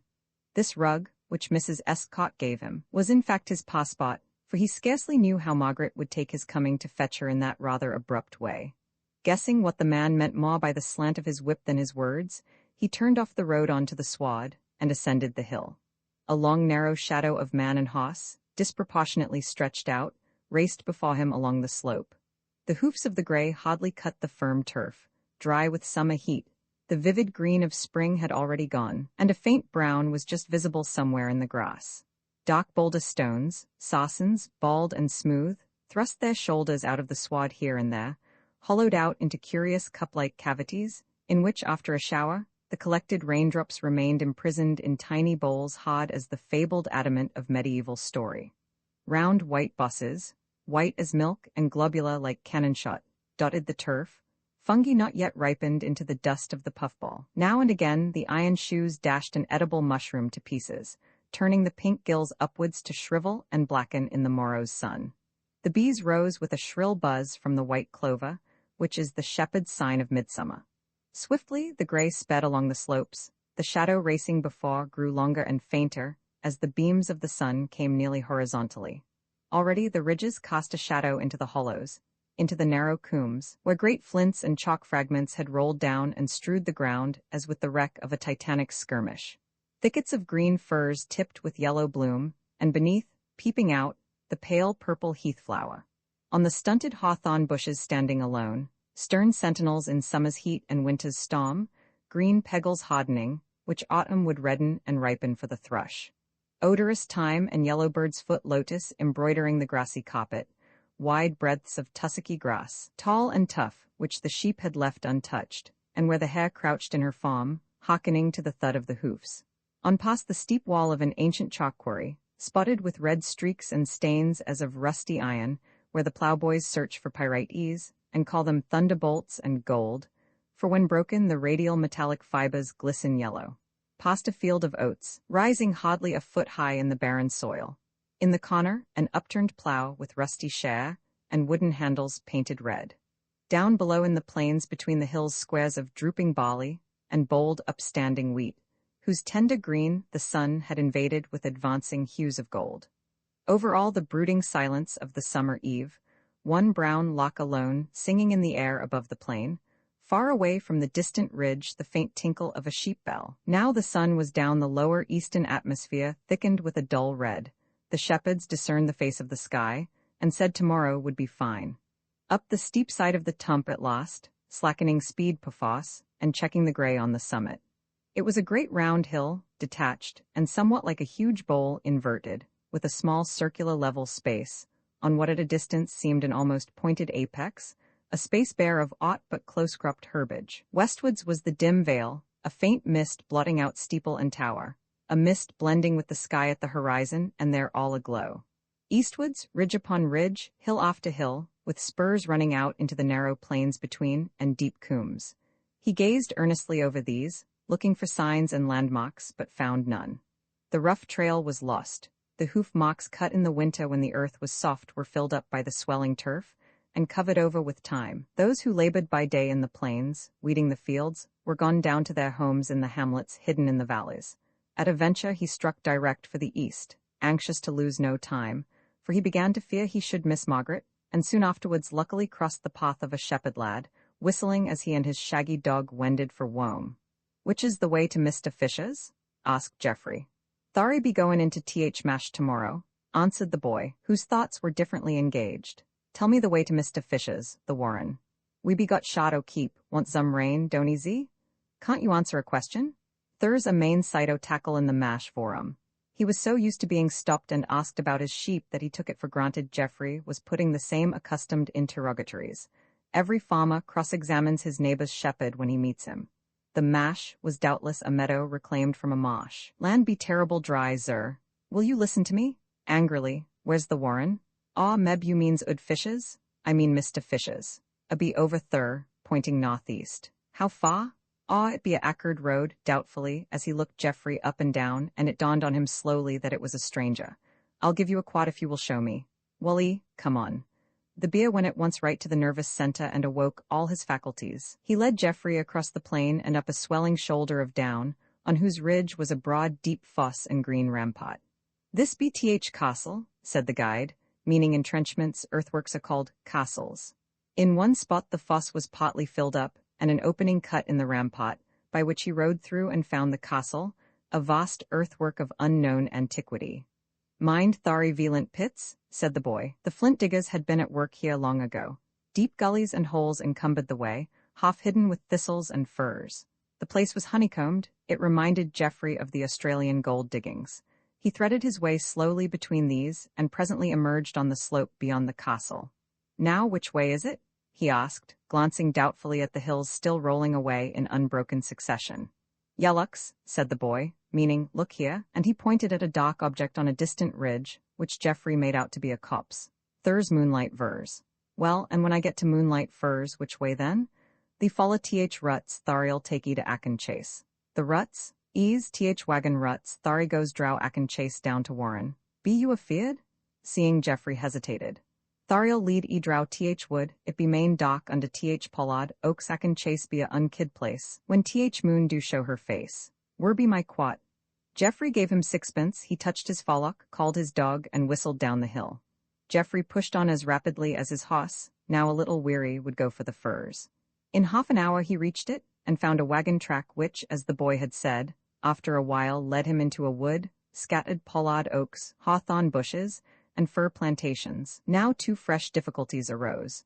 The gray first limped and then went lame, and the question began to arise, would Margaret after all come this way? In the gathering twilight, might she not take the circuitous, but safer highway? She might even have already passed. By this time he was well into the wood. It consisted of firs there. The gray went so lame he resolved to go no farther, but to wait. He dismounted, threw himself at length upon the grass beside the green track, and the gray immediately applied himself to grazing with steady contentment. The tall green trees shut out all but a narrow lane of sky, azure, but darkening. Not the faintest breath of moving air relieved the sultry brooding heat of the summer twilight. From the firs came a fragrance, filling the atmosphere with a sweet resinous odor. The sap exuding through the bark foamed in white viscous drops upon the trunks. Indolently reclining, half drowsy in the heat, he could see deep into the wood, along on the level ground between the stems, for the fallen needles checked vegetation. A squirrel gamboled hither and thither in this hollow space. With darting rapid movements it came towards him, and then suddenly shot up a fir, and was instantly out of sight among the thick foliage. In the stillness he could hear the tearing of the fibers of grass as the gray fed near. A hare came stealing up the track, with the peculiar shuffling, cunning gait they have when rambling as they deem unwatched. Limping slowly, stayed to choose titbits among the grass, so near that when an insect tickled him, and he shook his head, Jeffrey heard the tips of his ears flap together. Daintily he pushed his nose among the tussocks, then craned his neck and looked into the thickets. Where the track turned at the bend, the shadows crept out, toning down the twilight with mystic uncertainty. Suddenly the hare rose, elevated his ears, Jeffrey could see the nostrils working, and then, with one thrust as it were of his lean flanks, flung himself into the wood. The gray ceased feeding, raised his head, and listened. In a few moments came the slow thud of hoofs walking. From behind the bushes, Jeffrey watched the bend of the track. Then the sweet voice he knew so well floated towards him. Margaret was singing, little thinking anyone was near, and as she went along the high road, the weather being hot and dry, she sat her down upon a green bank, and her true love came riding by. Her chestnut whinnied, seeing the other horse on turning the corner. Margaret, sir? Blushing and resentful that he should have surprised her. She had been thinking of him. She felt as though he had caught her and discovered her secret. She instantly took refuge in hauteur. I came to meet you. Thank you. Extremely coldly, she was passing on. You do not mind? He took hold of her bridle. Mr. Newton, angrily. Her countenance became suffused with a burning red. He felt he had blundered. At least you will let me ride back with you, he said humbly, dropping the bridle. She immediately struck the chestnut. The mare sprang forward and cantered down the lane. Quite beside himself, half with annoyance with her, half with himself, he ran to the gray, mounted, and tried to follow, but the horse was lame. He did his best, limped, stumbled, recovered himself, and shambled after painfully. When Geoffrey reached the edge of the wood, Margaret, a long distance ahead, was riding out upon the downs, horse and horsewoman a dark figure, indistinct in the gloaming. Fearful of losing her, he called on the grey, but she glided away from him swiftly over the darkening plain and up the opposite hill. For a moment he saw her clear against the skyline, then she was over the ridge and gone. He thrashed the grey, and fossed him rather than rode him up the hill, but there the long-suffering animal stayed his wretched shamble and walked. Wild with anger, Geoffrey dismounted, ran to the edge of the hill, and looked for Margaret. Deep in the wide hollow lay a white mist, covering all things with its cloak. Beyond was a black mass, with undulating ridge against the sky. The chestnut must walk up that, he thought, and without a moment's pause dropped his whip and raced down the slope headlong. What he should say or do if he overtook her, he did not stay to think, but overtake her he would. His long stride carried him quickly to the bottom. He imagined he should find a thick fog there as it had looked from above, but now that he was in it, there was nothing more than an impalpable mist, through which he could see for some distance. But upwards the mist thickened, and the hill above was hidden now. He listened, not a sound, then rushed across the level, and threw himself against the next ascent. Panting, he reached the summit. It was but a narrow ridge, and over it another coombe. Instead of a sea of mist here, one long streak, like a cloud, hung midway. No horse visible. Again he dashed forward and passed through the stratum of mist cloud as he went down, and the second time as he climbed the opposite rise, more slowly, for these downs pull hard against the strongest chest. Then there was a gradually rising plateau, dusky, dotted with ghostly hawthorn bushes, but nothing moving that his straining eyes could discern. But as he stood, and his laboring heart beat loudly, there came the faint sound of iron-shod hoofs that clicked upon stray flints far away to the right. Like an arrow he rushed there, unthinking and therefore baffled. For instead of crossing the steep ridges, she had ridden round on the slope, and he, running on the cod of the ark, had not only caught her up, but got some distance in front. If he had remained where he was, she would have passed close by him. But running thus to the right in his wild haste, he lost great part of his advantage. Suddenly he stopped short, and saw in the dim light a shadowy figure stretching swiftly into the mist. "Margaret?" he called, involuntarily. The earth cloud of mist closed round her, and the shadowy figure faded away. On he went again, stumbling in the ruts left by wheels in winter, nearly thrown by the tough heath, and the crooked furze stems holding his foot and fast losing his wind.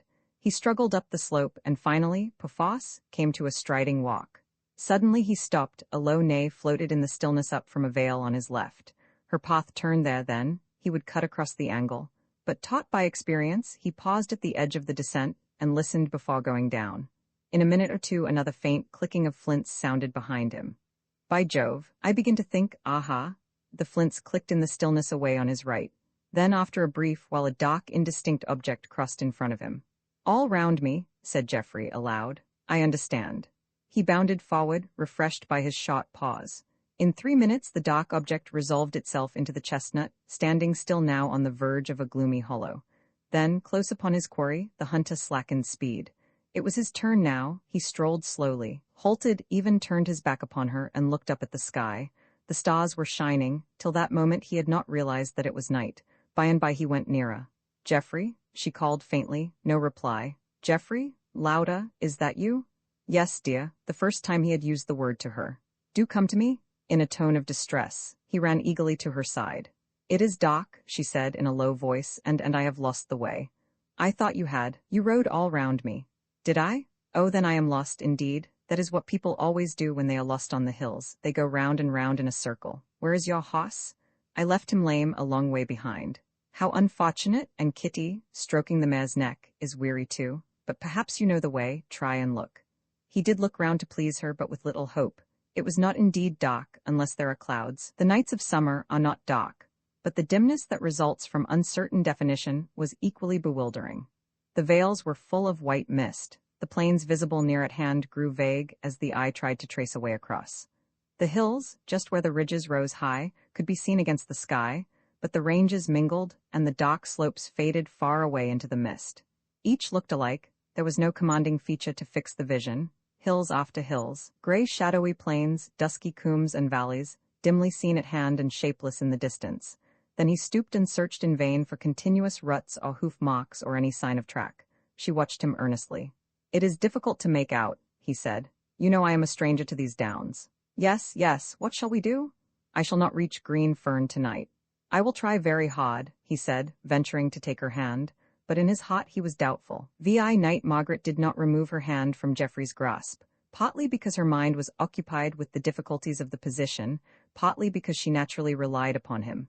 That position, trying to her, was pleasurable enough to Jeffrey, but he was too loyal to prolong it. I was told to look for the tump, he said. Other landmarks were the castle and Moonlight Firs. I think I should know the tump or the castle, but cannot see either. Can you recognize Moonlight Firs? Every hill seems to have a folly, she said, looking round. I mean a clump of trees on the top. Yes, after a second searching gaze, I believe that must be the firs. It is larger than the rest. He took Kitty's bridle and led the chestnut in the direction of the copse. The distance was increased by the undulation of the ground, but in 20 minutes it grew more distinct. Yes, I am sure it is Moonlight Firs, she said hopefully. We shall find the track there. Kitty labored up the steep slope wearily. Jeffrey patted and encouraged the mare. But what trees are these? Said Margaret with a sudden change of tone as they reached the summit. I am afraid they are beeches, said he. He ran forward and found that they were. There were no firs. Margaret's heart sank. The disappointment was very great. Look once more, he said. From this height there is a better view. See, there are 3 copses round us. Is either like the firs? They are all just alike, she said in a troubled tone. Then pleadingly, Jeffrey, think. There are the stars still, he said. Ah, yes, eagerly and looking up.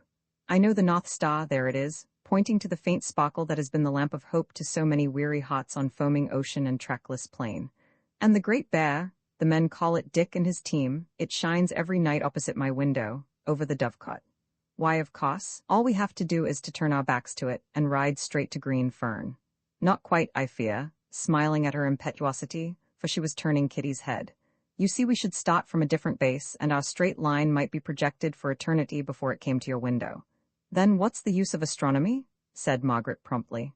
Well, really, puzzled to give a direct reply, the difficulty is the longitude. But tell me, are there any roads crossing the downs? 1 or 2, I think. Then we will go towards the North Star. That will at least keep us in a straight line and prevent us from going round in a circle. Sooner or later we must cross a road. Is that all the stars can do for us? Under present circumstances, yes. They descended the slope. On the level ground he began to run, urging the tired mare to trot. Do not do that, she said. You will be quite knocked up. I do not mind in the least for your sake. It is getting late and we must hasten. He was now seriously anxious for her sake to seek a road and pushed on as hard as he could. The mare, however, walked up the next rise. At the summit, Margaret pointed to the east. The clouds are coming up, she said. Low down was a dark bank, a thicker night rising swiftly, blotting out the stars one by one. Another burst forwards and another walk, as Jeffrey began to feel the exertion. The messengers, small detached clouds that precede the rest, were already passing overhead. The white glow on the northern horizon, indicating the position of the summer sun just beneath, was covered.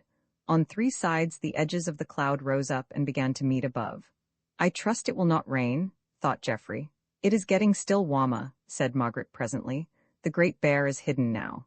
Under the mass of vapor the temperature, warm before, became sultry and oppressive. Stand up, said Jeffrey sharply to the mare as they descended a steeper slope and she stumbled. Then to Margaret, the mist is gone. It had insensibly disappeared as the clouds came over. They had now covered the sky and it was dark. Will it thunder? She asked anxiously. It is very hot and I believe I felt a drop of rain and another. Only heat drops, said Jeffrey, but his mind misgave him.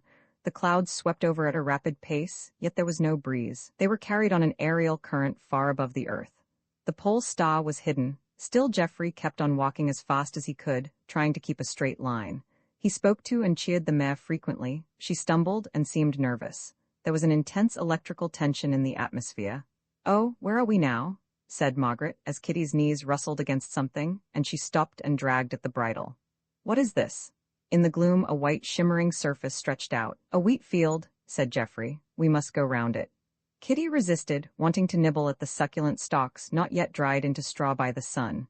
If it is wheat we are certainly wrong, said Margaret. We ought not to get on the plain among the ploughed fields. Our proper road is on the turf somewhere. Pluck me a wheatia, please. The stalk is sweet and I am thirsty. He did so.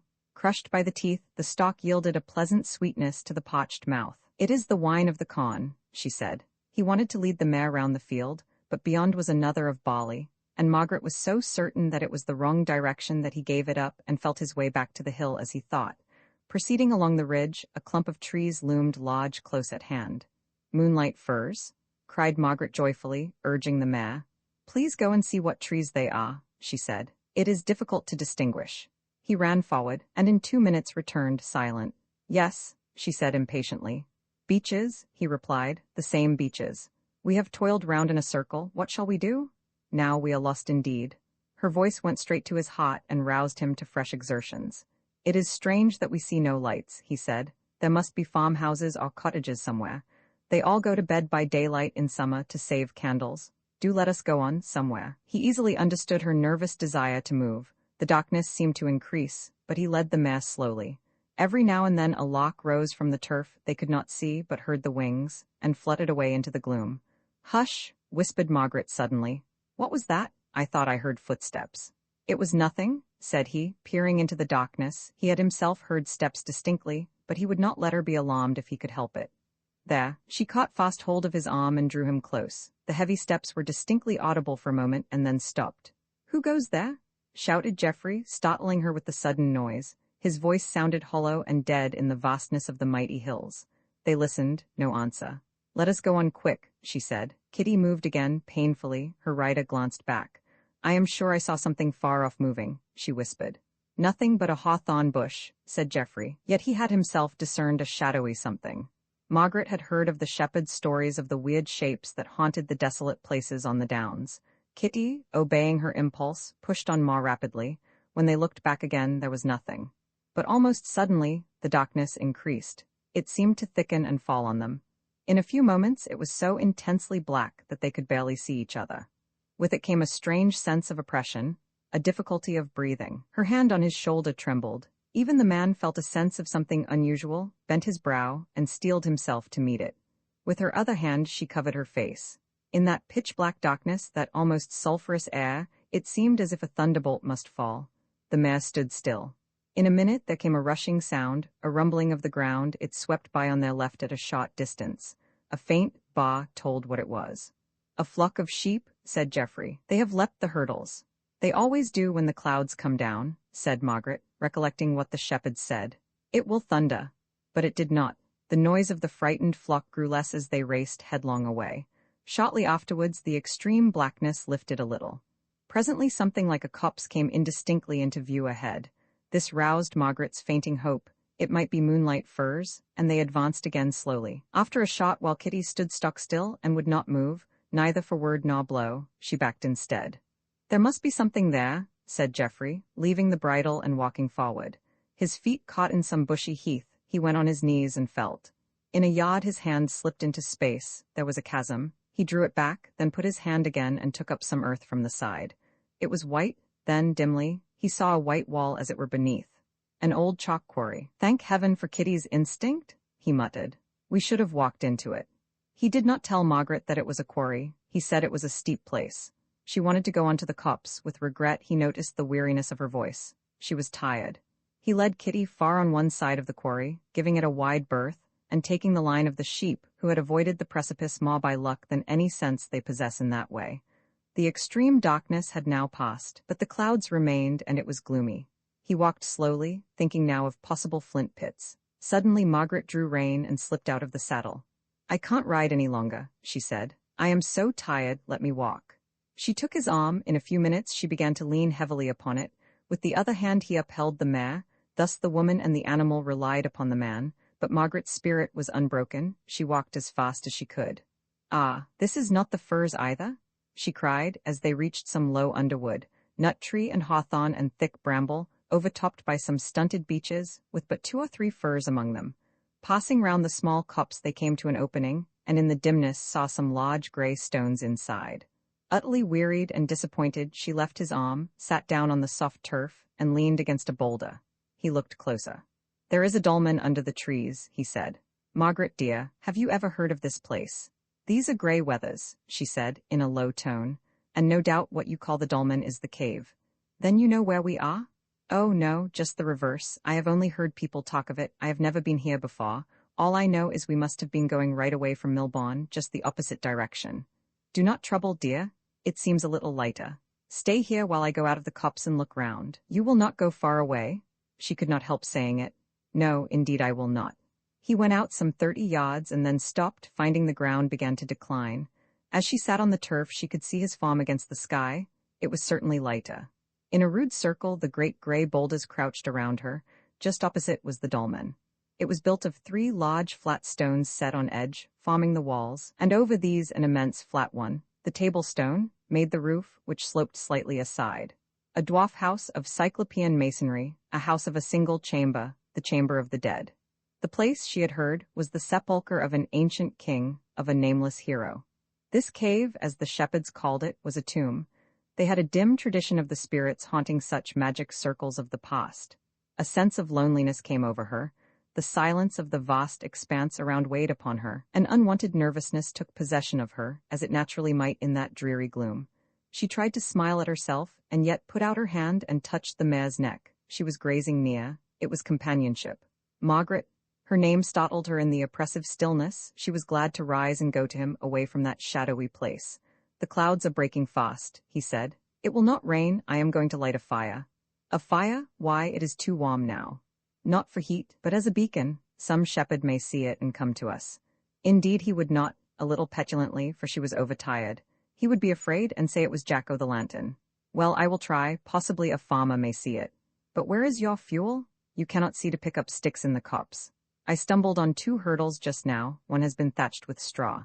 I know, that is what the shepherds prop up with a stake and sit behind as a shelter from the wind, and the furze bush here will burn. She watched him tear some leaves out of his pocketbook and place the fragments under the furze. Then he added a little straw from the thatched hurdle and a handful of dry grass. The stars are coming out again, said Margaret, looking round.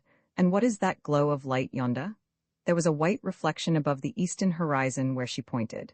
It must be the moon rising, he said, and applied a match to his bonfire. A blue tongue of flame curled upwards, an odor of smoke arose, and then a sharp crackling and a sudden heat that forced them to stand away. The bush burned fiercely, hissing and crackling as the fibers of the green wood and the pointed needles shriveled up. By the light of the tawny flames he now saw the weary expression of her face. She must rest somewhere and somehow. Quick, Jeffrey, it is going out. Throw your hurdles on. On second thoughts, I will not burn the hurdles. Nothing flares so swiftly or sinks so soon as furs. In a few minutes the beacon was out. I must rest, she said, and went back to the trees and sat on a boulder. Opposite, the pale glow in the east shot up into the sky. As it rose it became thinner and diffused. Slowly the waning moon came up over the ridge of a distant hill, whose top was brought out by the light behind it, as a well-defined black line against the sky. Vast shadows swept along and filled the narrow vales, dark as the abyss of space. The slopes that faced eastwards shone with a faint gray. The distorted gibbous disk lifted itself above the edge, red as ruddle and enlarged by the refraction. A giant coppery moon, weird and magical.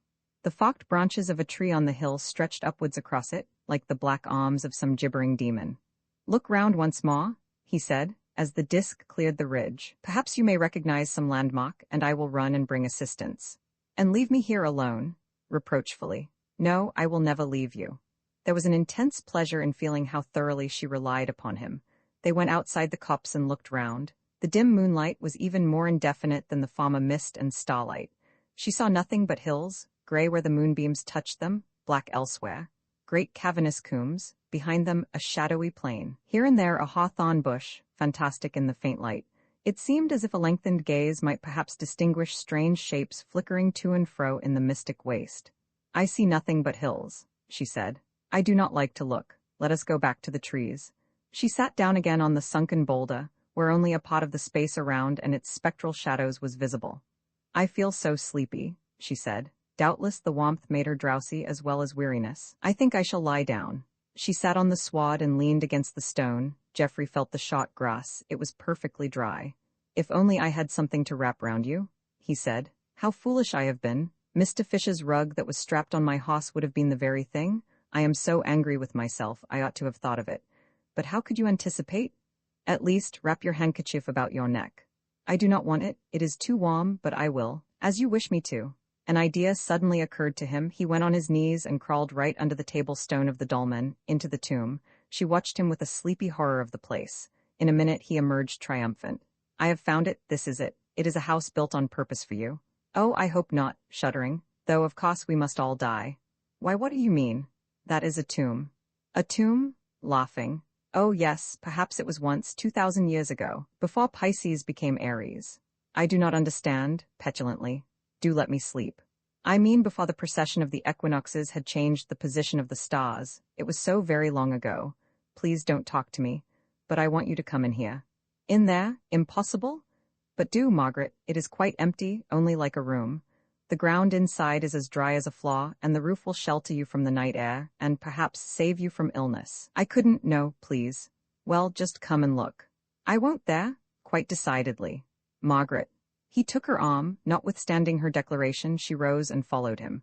She did not resent his making her do it in that wild and desolate place. Had he tried to compel her in civilization, he would have failed. Once inside it, the cave was not at all dreadful. She could sit upright, and as he said, it was merely a chamber, open on one side. He then went to fetch the hurdles to make her a rough couch. It was with some thought of this that he had not burned them, knowing anything between the sleeper and the bare ground will prevent stiffness or chill. He saw that the moon had illuminated a valley on the right hand, and walked to the edge, thinking that perhaps a cottage might be in the hollow. There was nothing, but this caused him to be a little longer gone. Now Margaret was just in that state between waking and sleeping when shadows take shape and the silence speaks, nor could she forget that the cave had once been a tomb. She looked out and involuntarily uttered a cry. Among the boulders stood a shapeless whiteness, a form rather than a thing, in the midst of the circle. She covered her face with her hands. Jeffrey, returning, heard the cry and came running. What? How fortunate? He exclaimed. She looked again. It was the grey, Jeffrey's horse. In her nervous dread she had not recognized it in the shadow. This is fortunate, he said, ignoring her alarm. The poor fellow must have hobbled after us, perhaps not so very far, as we went round in a circle. Why, this must have been what we heard, the heavy steps, don't you remember? I can make a couch now, unstrapping the rug and removing the saddle, and also from Kitty. Then he took the thatched hurdle and placed it on the floor of the cave, straw uppermost. It was perfectly clean, the straw bleached white by the wind of the hills. The saddles made a rude support for her shoulders. She stood up and he wound the rug, which was a large one, about her till she was swathed in it, and a kind of hood came round her head.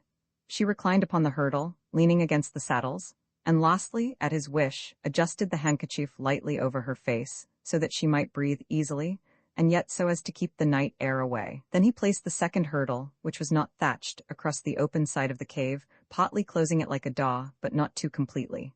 Why, I am quite comfortable, she said, only it is too warm. That is a good fault, good night. Good night. A long pause. Jeffrey, where are you? Sitting by the door of your chamber. You have been very kind. I have done nothing. You have no shelter. What shall you do? I do not mind in the least. You forget I have been used to the bush. A second long silence. Jeffrey, very gently. I am here, dear. Do not go far away. Rest assured I will not. Silence again, this time not broken. By and by he approached and listened. The low regular breathing convinced him that she slept at last. She must be very, very weary, he thought, and I? Scarce a word had been said that might not have been uttered before the world, and yet he felt a secret assurance that her heart was turning towards him. Romans 7 dawn, when Jeffrey felt certain that she was sleeping. His next care was to examine the exterior of the cave, thinking that there might probably be openings between the stones that would admit a draught. The hurdle at the doorway, full of minute interstices and purposely placed loosely, allowed sufficient air to enter for breathing.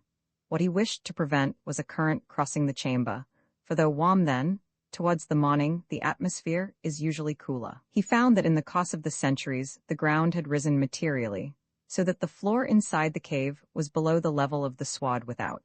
This partially closed the crevices between the rude slabs, and from the raised turf grasses had grown thickly, and filled the remaining space except in one spot. There the boulder wall, settling under the weight of the capstone, leaned somewhat from the perpendicular and left a wide chink. With his knife he cut a broad sod of turf and placed it against the aperture, grass side inwards, filling it up completely. Then, stepping lightly that he might not wake her, he sought the horses and relieved them of their bridles, feeling certain that they would not wander far. A few yards from the copse there was a slight incline of the ground. There he sat down on the sward near enough to hear Margaret in a moment should she call. Now that his labor was over, and the excitement had subsided, even his powerful frame felt the effect of unusual exertion. Besides riding, he had run and walked many miles that night. Presently he involuntarily reclined almost at full length, leaning on one arm. His weight crushed a thick bunch of wild thyme that emitted a delicious scent. Tall dry bennets and some low bushy heath grew at his side. On the left hand, eastwards, stood a hawthorn bush. In front, southwards, was a deep coombe, and beyond that a steep down, towards the top of which grew a few gaunt and scattered firs.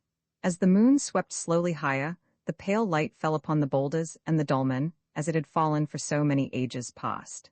The darkness in the deep valley became more intense as the shadow of the hill grew more defined.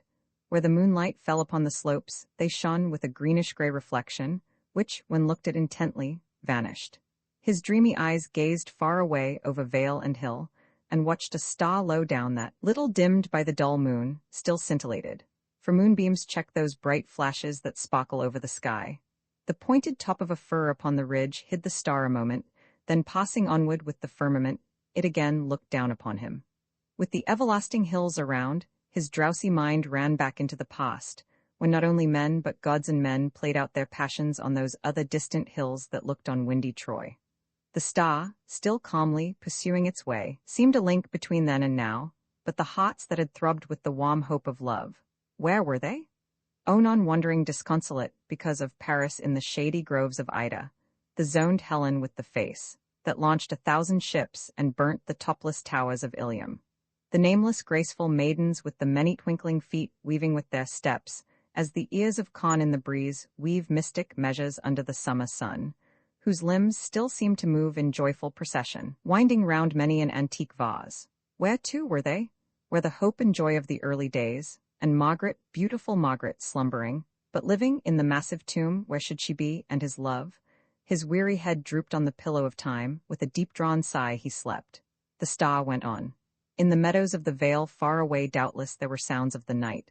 On the hills it was absolute silence, profound rest. They slept peacefully, and the moon rose to the meridian. The pale white glow on the northern horizon slipped towards the east. After a while, a change came over the night. The hills and combes became gray and more distinct, the sky lighter, the stars faint, the moon that had been ruddy became yellow, and then almost white.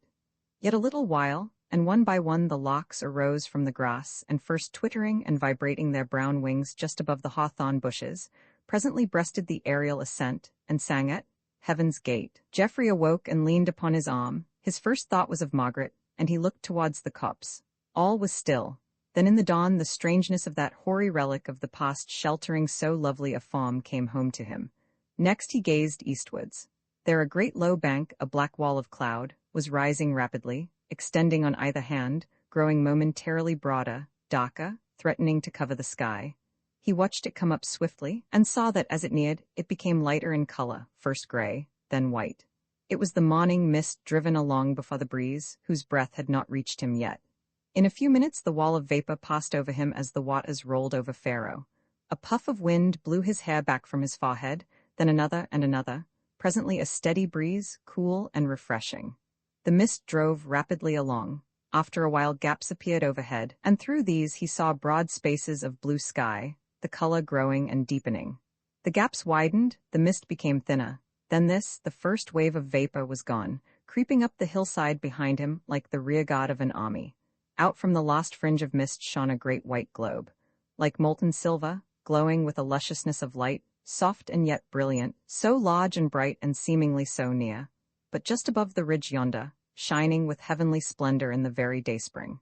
He knew Eosphoros, the light-bringer, the morning star of hope and joy and love, and his heart went out towards the beauty and the glory of it. Under him, the broad bosom of the earth seemed to breathe instinct with life, bearing him up, and from the azure ether came the wind, filling his chest with the vigor of the young day. The azure ether, yes, and more than that. Who that has seen it can forget the wondrous beauty of the summer morning's sky? It is blue, it is sapphire. It is like the eye of a lovely woman. A rich purple shines through it. No painter ever approached the color of it, no Titian or other, none from the beginning. Not even the golden flesh of Rubens' women, through the veins in whose limbs a sunlight pulses in lieu of blood shining behind the tissues, can equal the hues that glow behind the blue.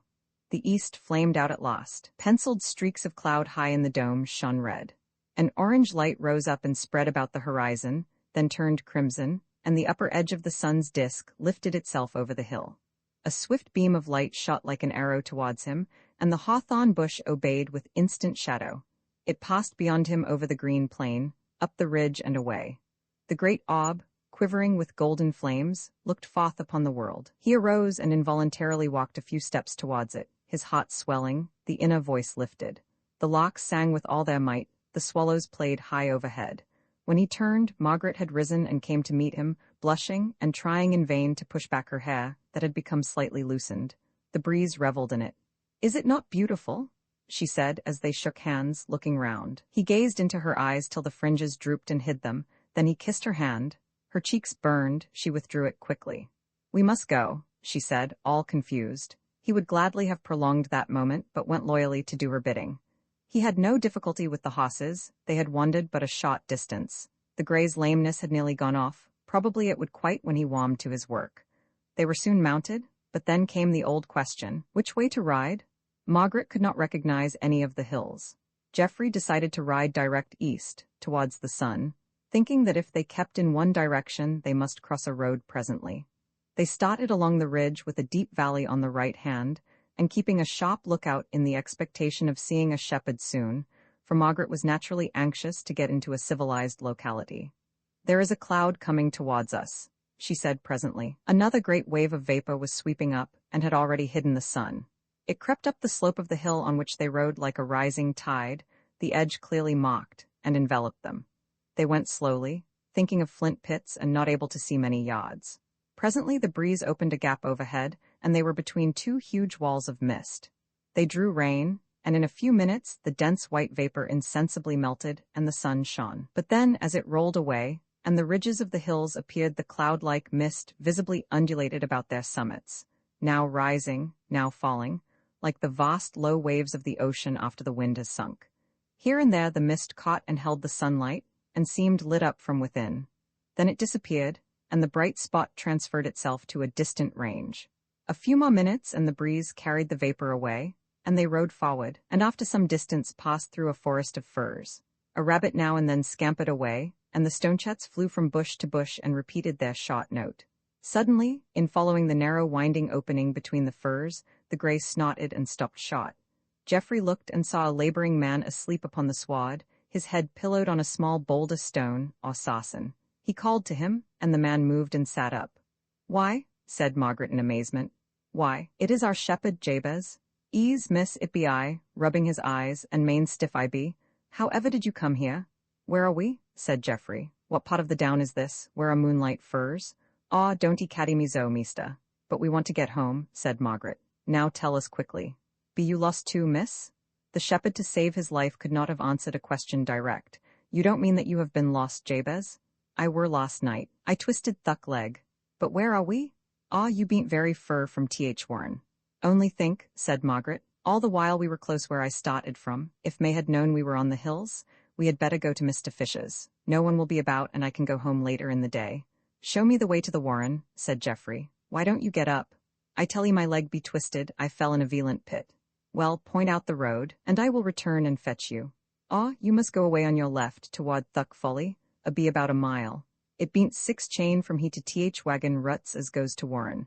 But if you goes up the hill by the nut copse that'll be shorter. Don't forget I, Zend Bill Y the cot."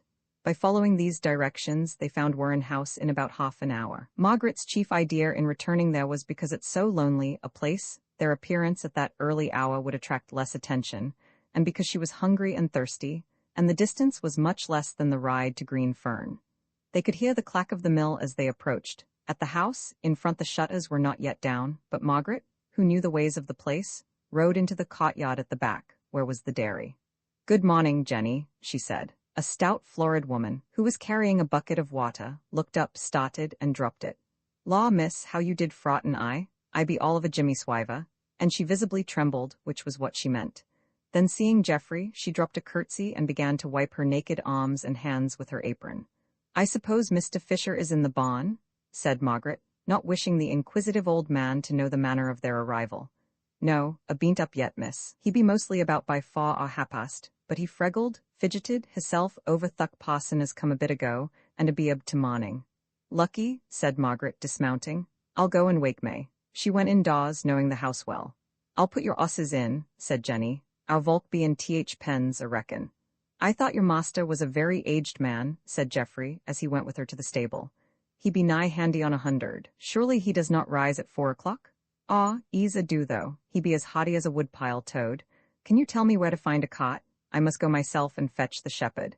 And he told her briefly how matters stood, trusting in her honest, open countenance to keep silence as far as possible. Obviously, it was undesirable that the events of the night should be generally known. What, Jabez lost? Said she. 'Tis a mazin sure lie, he said as he could find his way athwart them downs with his head in a sack bag. Wall, Tabijah? With her aid, Geoffrey soon had a cot and cot-house, and taking with him a bottle of brandy, which May sent down, her kindly heart thinking poor Jabez, with his sprained ankle, would require something, set forth to fetch the shepherd, who was indeed in a parlous case.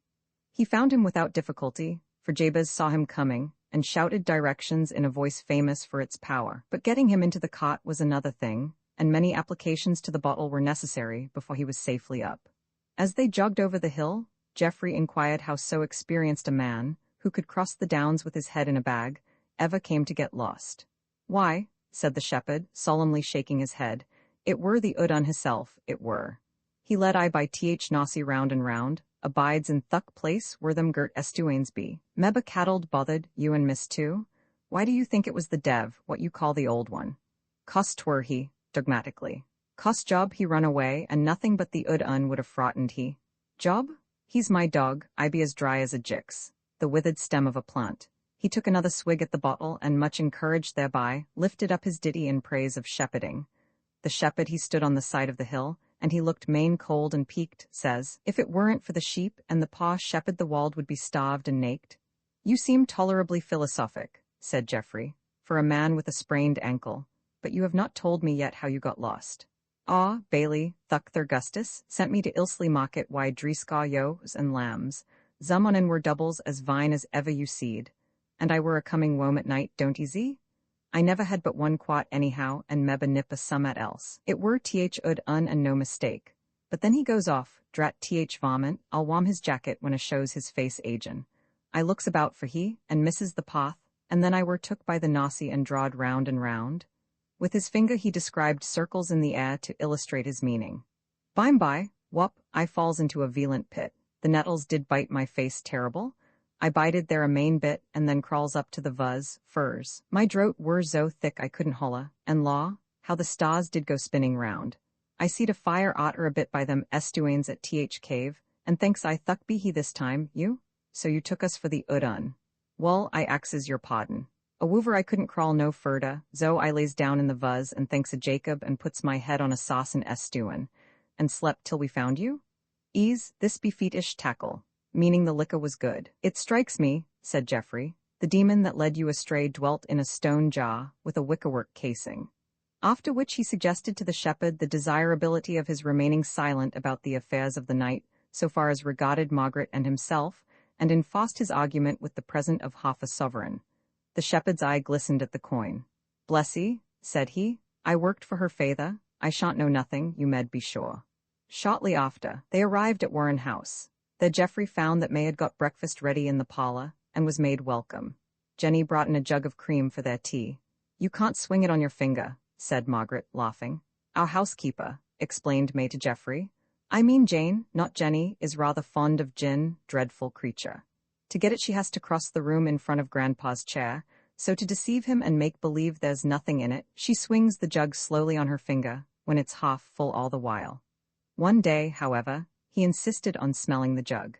They discussed and laughed over Margaret and Geoffrey's adventure on the hills, and it was agreed that every effort should be made to conceal it from all but Mrs. Estcott. Margaret had lost one of her earrings, but May said the labourers should be told to look for it, and one or other would very likely find it, if it had been dropped in or near the cave. After breakfast, between 6 and 7 o'clock, when folks in town were just settling into slumber, May sat down to the ancient piano and began to play. It was one of those antique instruments, found in old houses, which shut up and look like a sideboard, of 5 octaves only, and small keys, yellow from age, upon which they say our grandmothers played with the backs of their hands level with the keyboard, and without dropping a guinea if one was placed on their white knuckles. Through the open window the warm sunlight entered, tinting Margaret's brown hair with gold. There came the odor of many flowers, the hum of bees, and the distant sound of rushing water. It was a joyous hour of youth. May and Margaret sang alternately the beautiful old ballad of which they say Sir Walter Raleigh wrote the antistrophe, the reply to the passionate shepherd's desire, "Come live with me, and be my love." May, the shepherd. There will I make thee beds of roses with 1,000 fragrant posies, a cap of flowers, and a kirtle embroidered all with leaves of myrtle. A belt of straw and ivy buds with coral clasps and amber studs. And if these pleasures may thee move, then live with me, and be my love. Margaret, the lady, if that the world and love were young, and truth in every shepherd's tongue, these pretty pleasures might me move to live with thee, and be thy love. Roman 8 A nutting thistledown for thoughts, said May Fisher, laughing, as she tried to seize the glossy balls floating by on the idle air of the lane. Thoughts are of little value then, said Felix St. Bees. Except to the goldfinches, said Margaret. See how busy they are. It was a lovely afternoon. White fleecy clouds lingered in the upper atmosphere, so gauze-like in texture as scarcely to diminish the sun's rays when they passed over. The golden mist of ripe September filled the hollows and hung over the distant ridges, softening with haze the outlines of the hills. The fierce stress of midsummer heat was gone, leaving instead a luxurious warmth that lured them into the fields. Margaret had succeeded in persuading old Andrew Fisher to let May return to Greene Ferne. Rude as he was, Margaret's beauty stirred the expiring spirit of gallantry, and he yielded. Although he would not let May go back at once in her company, he fixed a day for her return. Margaret explained to him that St. Bees did not need his money, having plenty, and the old man, prompted too by avarice, sent a gruff kind of apology, and asked Felix to call again. Felix, however, had had his dignity upset by the blackthorn cudgel hurled at his head, and naturally waited a while before repeating his visit. Jefferies still stayed at Thorpe Hall, for the shooting now, and Valentine at Hollyoak Cottage. They had all started that afternoon to go a-nutting in Thorpe Wood. The wood was approached by a winding, thick-hedged lane. As they slowly advanced, a bevy of goldfinches went before them, rising from the thistles, for they loved the seeds in the down, with a fink of remonstrance, settling again to start up once more, and finally, out of patience at the interruption, taking flight to the tall ash trees, to wait till the intruders had passed on. "We must have some sticks with crooks to pull the boughs down," said May, "or we shall not reach half the nuts." So the gentlemen took out their pocket knives and searched for suitable sticks. Felix cut one of hazel, twice as long as himself, Valentine another of ash. Jeffrey carelessly slashed off the first willow bough he came to and trimmed it. "Yours will not do," said Margaret to him. "The willow is too weak, it will split." "Will mine answer?" asked Valentine, showing a stout piece of ash. "Yes, that is tougher. Why don't you get an ash, Jeffrey?" "I shall trust in my first choice," said Jeffrey, just a trifle annoyed even by so slight a matter. For when men's minds are strung with love and jealousy, the least thing nettles them. "I think it will do," said May, anxious to smooth it over. As they went on down the lane the blackbirds every now and then sprang from the bushes with a loud cry. The song thrushes, less wild, sat on the spray till they came close. Stray blue butterflies wandered wonderingly in and out, with a dainty tripping flight, wonderingly, because they had but lately entered to the summer world, and found so much to see they could not stay long in one place. Bryony leaves, shaped like the shields of ancient Norman knights, trailed a pale buff scarf across the bushes. Bryony berries, some red and some a metallic shining green, clustered in grape-like bunches. Blackberries ripening, haws reddening on the thorn, yellow fronds of brake fern on the tall stems rising beside the brambles. No sound save the dry grasshoppers singing in the grass, and leaping before their footsteps, and the robin's plaintive notes from the ash. So they went on and into the silence of the wood. The soft warmth brooded over it, the winds were still. High up in the beeches spots of red gold were widening slowly, and the acorns showed thickly on the oaks. Then past narrow drives, tracks going through the woods, bounded on each side with endless walls of ash poles with branches of pole green, carpeted with dark green grass and darker moss luxuriating in the dank shade, and roofed with spreading oak spray. These vistas seemed to lead into unknown depths of forest. They paused and looked down one, feeling an indefinite desire of exploration. And as they looked in the silence a leaf fell, brown and tanned, with a trembling rustle, and they saw its brown oval dot the rank green grass, upon whose blades it was upborne. On again, and out into a broad glade, where the rabbits had been at play, and raced to their hiding places. Here were clumps of beeches, brown with innumerable nuts, straight-grown Spanish chestnuts with spiny green balls of fruit, knotted oaks and tall limes, already yellow and filled by the sunshine with a hazy shimmer of color. Over the glade a dome of deep blue sky, and a warm loving sun, whose drowsy shadows lingered and moved slow. After a while they reached the hazel bushes, acres upon acres of them, tall straight rods with tapering upturned branches, whose leaves fell in a shower when the stem was shaken. Nuts are the cunningest of fruit in their manner of growth. Outwardly they show a few clusters fairly enough, especially bunches at an almost inaccessible height. When these are gathered, those who are not aware of the ways of the hazel naturally pass on, leaving at least twice as many unseen. The nuts grow under the bough in such a position that, in pulling it down to reach a visible bunch, the very motion of the bough as it bends hides the rest beneath it. These will stay till they drop from the hoods, till, turning to a dark and polished brown, they fall rattling from branch to the earth. There again, the dead brown leaves hide them by similarity of color. So that, to thoroughly strip a hazel bush requires a knowledge of the likely places and the keenest of eyes. As for May, restless and ever in movement, glinting hither and thither like a sunbeam when the shadows of the branches dance in the breeze, she could never stay long enough to really search the boughs. She went from thicket to thicket, constantly finding one that bore more than that she had just left. This butterfly flight soon carried her away and hid her among the bushes, though her merry laugh came back in answer to Margaret's call. Felix, of course, was with her. Like money-getting, nut-gathering grows upon the searcher. When pockets are full and baskets running over, and a heap on the handkerchief spread upon the ground, though the palate is weary with eating, and the alms with working held high above the head, yet still the avarice increases. So Margaret gathered, and laughed and chatted, and stood on tiptoe, and enjoyed the gypsying. Her hat had fallen back almost upon her shoulder, the impudent snatches of the branches loosened her hair, and the fierce caress of the briars tore her skirt. Her cheek was flushed with the bloom of pure young blood put swiftly in motion by the labor. The gray eyes sparkled, and as she raised her hand, the sleeve dropped and gave a glimpse of the white polished wrist glowing among the leaves. The excitement, the abandon of the moment, gave another charm to her beauty. It is where the river ripples that the sunbeams glisten, not on the smooth, still flow. She felt along the boughs for the cluster, for what the eyes may miss the hand will often discover. She let the boughs spring up a little way without quite releasing them, to look a second time underneath before quitting hold. The heap of nuts grew larger every moment. Valentine and Jeffrey were there, helping to pull the boughs within reach for her. Without a thought of evil, the very brightness, the carelessness of her enjoyment, raised to a bitter height the smoldering jealousy between them.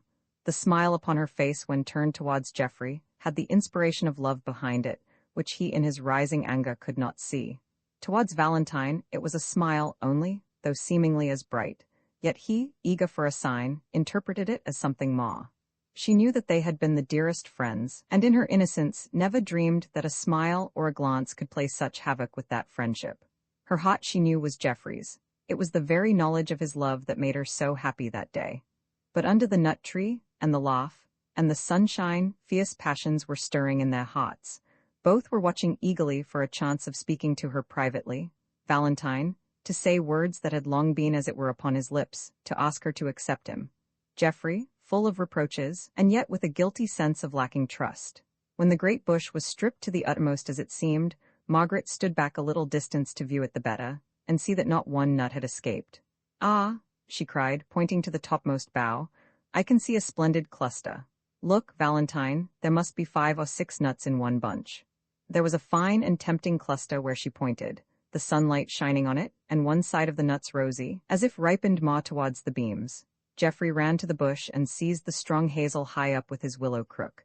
It was an exceptionally large nut tree stick, stiff and tall, and scarcely yielded to his first attempt.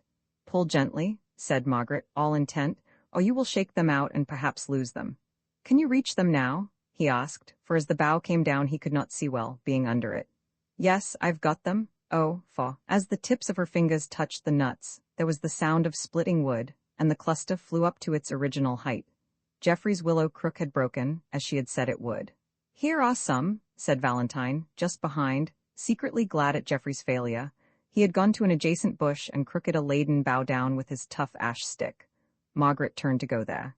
Instantly Jeffrey, angry and jealous, sprang at the hazel pole that had baffled him, seized it as far up as possible and hung with all his weight. It bent, he put his foot against the stole, and with all his great strength wrenched the bough from its juncture. With a loud crack it parted and fell at her feet. "Now take them," he said savagely, but the force of the fall had shaken the nuts out and scattered them afar, lost among the grass and leaves. "What a pity, the bough is spoilt too," said Margaret. "Why don't you cut a crook like Valentine's?" She went towards Valentine's bush, somewhat surprised at the vehemence of Jeffrey's manner. Jeffrey took his knife and ran into the bushes to cut another crook. Hardly had he disappeared in the thickets when he called to her. "Margaret, Margaret, I have found your glove, you dropped it." She went towards the voice. The moment she came near he grasped both her hands tightly. There was no glove, it was a ruse to speak to her. "You seem to prefer his society to mine," he said, in a low, hard tone. "What do you mean?" Her glance and surprised expression reproached him for his harshness. He hated himself for his next words, and yet he uttered them. Jealousy is cruel, and drove him on, even against his better mind. "I mean that you play double, first with me and then with him." Now this was not only positively untrue, but in the worst possible taste. Had he been cool he would never have said it. As it was he instantly repented. She stood before him silent, all the blood gone from her cheek in the extremity of her indignation, unable to speak. Then she drew her hands away, and her breath came in short, quick sobs. "No, no, I did not mean it." He tried to take her hand again, but she fled swiftly among the brake fern and the thickets seeking May. He stood bewildered at his own folly, then his anger was redoubled against Valentine instead of against himself. A minute or two afterwards he heard a slight cry, as if caused by pain, and immediately went towards it, but in a dazed kind of way. Valentine was swifter. As Margaret ran between the bramble bushes and the nut tree stoles, winding round the tangled masses of fern, and increasing her pace as the full significance of Jeffrey's insinuation became apparent to her, she was heedless of her footsteps, and so caught her foot in a trailing vine of honeysuckle, and fell on one knee. In falling, she instinctively grasped at the nearest bough, and thereby did the mischief, for a briar was twisted round it, and a great hooked thorn ran deep into her thumb. The sharp sudden pain caused her cry. Valentine was at her side in a moment. He saw the thorn, which had broken away from the briar and was fixed in the wound. "I am so sorry," he said. "Let me take it out."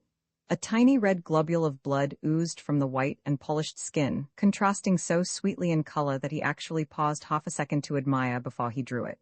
"Quick, please," she said. He drew it tenderly, and another larger crimson drop welled up and stood on the delicate white thumb. "It is out. You are sure the point is not left in?" He bent over to examine more carefully. The sunbeams lit up her beautiful hand, temptation overcame him and he kissed it, and the crimson drop stained his lip. "Sir?" She angrily snatched it away. At the same moment she saw Jeffrey looking through the potted bushes behind Valentine, who did not know he was so near. "A moment?" cried Valentine in the flood of his passion.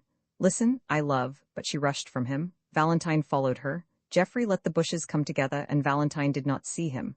Margaret went towards May's merry laugh, which she could hear not far off. May? Here I am by the oak." Then Felix, knowing his tete-a-tete with May was almost at an end, snatched a kiss. "I will go up to the mill again," said he. "I will succeed this time." "Beware of the blackthorn," laughed May, and was very innocently engaged looking at a sprig of oak with 3 young acorns on it when Margaret came. "I am glad I have found you. You have torn your sleeve? In the briars, see my thumb.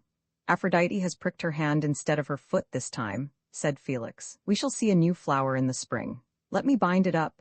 And he wrapped May's handkerchief round it. Then Jeffrey and Valentine came, apart and yet together.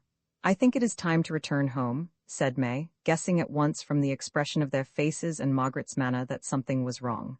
"Yes, I think so too," said Margaret. "We have plenty of nuts." The joy of the day was over. So easily can a few jarring words cloud the loveliest sky and darken the sweetest landscape. They left the wood and returned to Green Fern. As they approached the house, a laboring man advanced and spoke to Margaret. "Be this yon, miss?" he said, and offered her the lost earring. "I found un on the down by the cave, as you and Meester here." Looking at Jeffrey. "Thuck night?" "Wait a moment," said Margaret in confusion, for the night adventure had been carefully kept secret from all but Mrs. Estcott. "I will come to you in a moment." Valentine heard the man's words and noted his reference to Jeffrey. Instantly his jealousy was aroused. Here was something secret. What had they to do with the cave at night? Nor was Margaret's halting explanation that she had dropped it while riding satisfactory to him. Altogether, the situation was constrained. Both Valentine and Jefferies stayed at the house as late as they could purposely, but neither found an opportunity of speaking alone with Margaret. When they left Ferne, the two old friends at once took different roads. Valentine, walking through the village, ascended a slight hill, and overtook an old woman of the working class, who was groaning and mumbling to herself, and bent almost double under a large bundle of gleanings on her shoulder, and a heavy basket in her hand. As he came up, he good-naturedly took the basket to relieve her, and accommodated his pace to hers. "You seem to have a heavy load," he said. In the dusk the old hag either did not recognize him, or perhaps did not care if she did. "I ain't got half a bundle," she grunted. "Thari won't let a poor old body glean when I can't rip. Well, it's beautiful weather for the harvest. Ease, the het heat makes giddy. Our ud bill fell down. The gearden be spoiling for rain. The farmers pay good wages now, don't they? Pays what be obliged to. You have a good landlord here, Squire Thorpe. He, drotted skinflint, you go and look at Thari cottages. Thari be hissin'. The rain comes drow the thatch and he won't mend it. I be forced to put a umbrella over my bed nights when it rains. At all events, the farmers like him. Do never heard say so. His rabbits yeats their crops like a flock of sheep. The vicar, Mr. Basil, is kind to the poor, is he not?" asked Valentine, forgetting for the moment his own ill temper in the old woman's bitterness and abuse of everybody and everything. He was most surprised at her venomous spite against the squire, who he knew was of a kindly disposition. She perfectly hissed at the mention of the vicar. "Our parson, ud varmint, gives all the coals and blankets at Christmas to Thari as goes to church, and none to Thari as be chapel volk. What have he done with the widow's money, I wants to know?" "What money was that?" "Why, that as was left to us widows of this ye parish forever. You med see it stuck up in the chancel. I never seed none of it, nor anybody else as ever I heard tell on. But you get wine and luxuries, no doubt, when ill?" "A vine lot. It bean't for such as we. You seem to have some industrious people in the village, however. Now, that little grocer's shop where they sell? You means Betsy Warren, what sells tobacco and snuff and lollipops and whipcord. Her buys hares and birds from the poachers. Her will get notice to quit Zummo these ye days. But the blacksmith works hard. I always hear his hammer when I go by." "What, the justices find he a pound a bit ago for fighting Matthew the cobbler. Matthew lives with Thompson's wife. He as was transported for firing Farmer Rux Rickbakken. That be a vine thing, her be as bad as he. The new school will set you to rights." Will The schoolmaster kissed one of the wenches and got sent away, but them Timothy wenches bean't no better than should be. "Who's Timothy?" "Don't you know Timothy? He be a mower, will drink 3 gallons a day. That young Samuel lodges with he be a shepherd, be a new chap. I don't know much about he, but I've heern as had 6 weeks for stealing lambs." Said Valentine, smiling. "They all seem a bad lot. Zo be. But surely Mrs. Estcott is good to the poor. You don't know anything against her." Don't I? What be her daughter up to? What were her doing on the down thuck night with thuck girt lanky chap from the squires as goes to her? Meb you knows on. "When was it?" asked Valentine with sudden interest, all his annoyance and bitterness returning. "What do you mean?" "Miss Margaret, a vine miss she be zo grand. Lord, I minds when farmers' daughters was Molly and Marjorie, and no vine miss about it. That Jane, the housekeeper at Fish's, wan you knows her. Her tud zum on and zum on told Matthew, as tud Betsy, as tud I." "Told what?" Sharply. "What I says to Bija. Missn't he were out thegither, amain bit thuck night. Tain't no use caddling I can't tell 'ee no more. What, bean't you going to carry that basket no furder?" For as they reached the top of the hill, Valentine, angry now, handed it back to her. She barely took it and made no sign of thanks. "Meb you'll give I a bit of snuff," she said. He gave her a shilling and strode on swiftly, full of furious thoughts, the more so because all these innuendos afforded nothing by which an open quarrel could be fixed on Geoffrey. "This is intolerable," he said to himself, that he should make Margaret a common talk among these people. What on earth did the old woman allude to, and how came that earring lost? It was a pity that the down adventure had been kept secret, and yet it was natural enough that it should be.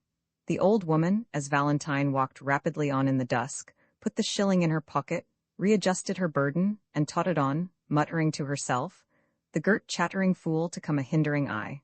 Roman 9 gleaning once more. Andrew Fisher, aged 90 years, sat in his beehive chair facing the western window in Warren House. The sun was sinking, and seemed to hang over the distant vale, towards which the old man's countenance was turned. Once more the sickle had done its work, and the golden grain was garnered. For the shadow of the days had gone forward upon the dial, whose ancient graven circles, dimmed with green rust, timed the equinox and the march of the firmament. The merry barley was laid low, and the acorns, first green, then faintly yellow, were ripening brown in their cups upon the oaks. On the ledge of the chimney, where the level rays came warmest, and stone and tile radiated heat, the last lingering swallows twittered a long farewell. For the oxen had already felt the drag of the heavy plough. The ivy flowered on the wall, blossoming for winter, and there was a buzz of flies gathering on the pane towards the sun. As a ripe pear that waited but the rude shock of the wind, the full year was bending to its fall.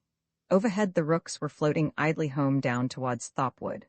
The long files of the black army streaked the sky, with streaming thousands far as the eye could see, and filled the air with the strange rush and creaking of their wings, and the goblin chuckle of the noisy jackdaws.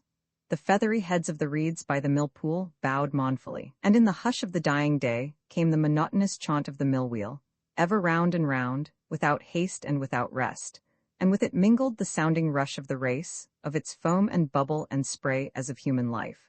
The sunbeam on the chamber wall, stained azure and purple by the painted escutcheon of Fisher on the pane, traveled slowly as the sun sank lower. There was a picture almost opposite the beehive chair, a picture old and darkened by the thickening of the oil and varnish. It was the portrait by a rude hand of a sturdy boy in breeches and buckles, and with bare head, fishing in the brook. The portrait was that of Andrew himself in his boyhood, painted to please a doting mother. Was there a tear in his dull eyeball at the thought of her, heartbroken by his evil so many, many weary years ago? Was he wiser, happier, now in the fullness of his days, than when, with peeled white willow wand, a thread and crooked pin, he angled in the bend of the brook where the eddy scooped out a deeper hollow? Care wit, care wheat? It was the call of the partridge yonder, in the mead at the foot of the hill, and a distant answer came from the stubble lower down. Ah, the joy of the brown twist-barrel and the eager dogs. His sight is dull and sinew stiff. Never again will Andrew Fisher mark a covey down as they skim across the uplands. The blue-stained sunbeam moved onward, the sun declined, and the weariful women came homeward from the gleaning and the labor of the field. Their path passed close beneath the great window, and their stooping shadows for a moment shut out the sunshine. Such paths used by the workers, and going right through the grounds of the house, may be found still, where the ancient usage has not yet succumbed to modern privacy, and were once the general custom. It was the season of the harvest, the time of joy and gladness. Do you suppose these women moved in rhythmic measures to bacchanalian song and pastoral pipe, as the women came home from the field with corn and grape, in Tempe and the dales of Arcady? Do you suppose their brows were wreathed with the honeysuckle's second autumn bloom, with streaked convolvulus and bronzed ears of wheat? Their backs were bowed beneath great bundles of gleanings, or faggots of dead sticks carefully sought for fuel, and they carried weary infants, restless and fretful. Their forms had lost all semblance to the graceful curve of woman. Their faces were hard, wrinkled, and angular, drawn with pain and labor. Save by their garments none could distinguish them from men. Yet they were not penned in narrow walls, but all things green and lovely were spread around them. The fresh breezes filled their nostrils in the spring with the delicate odor of the flowering bean field and the clover scent. The very ground was gilded with sunshine beneath their feet, but the magic of it touched them not, for their hearts were pinched with poverty. These are they to whom the old, old promise bears its full significance. Come unto me, all ye that labor and are heavy laden, and I will give you rest. They trooped past the window and saw the old man sitting in his chair, and one said to another, "Thur be thuck ud varmint. He never done naught all his time, and have got more victuals than a can eat. Thary says a drinks a main drop of gin most days. He were a bad un, he were, time ago. What be the matter with thuck you? How he do howl, it sounds main unkid." "Come on you," said another. "I be terrible tired, bean't you? Wonder how long it will be to the judgment, Dary." So they went by the window, and each as she passed dropped a lowly curtsy to Meesta in the beehive chair. Then at last the great blood-red rim of the sun went down, and a wondrous glory of light rushed over the earth. A fiery blaze surged up into the sky, shooting from the west to the zenith, and thence to the east in the twinkling of an eye, like the glow of a grand aurora, but ninefold more brilliant, a deep-tinted crimson. Men stayed and looked up, amazed at the beauty and the awe of it, for the world was changed as if it were on fire, and the flames like a flood sweeping up from the western edge. Into the chamber came the reflection, as of the lost conflagration that we dare not think of, when the sky shall roll away as parchment, and the place was filled with a luminous glamour. Listen! Faintly up from the silence of the ages comes the chant of the monks, Dies irae, dies illa, solvet seclum in favilla. The day of wrath seemed nigh at hand. Away down in the vale, and yonder, over the everlasting hills, flowed the wonder of the light, but the old man's face gave no sign, dazed, maybe, by the grandeur of it. But Felix St. Bees, riding towards Warren House once more, as he reached the first slopes of the hills, was suddenly bathed in the glory, and drew rein and gazed about him.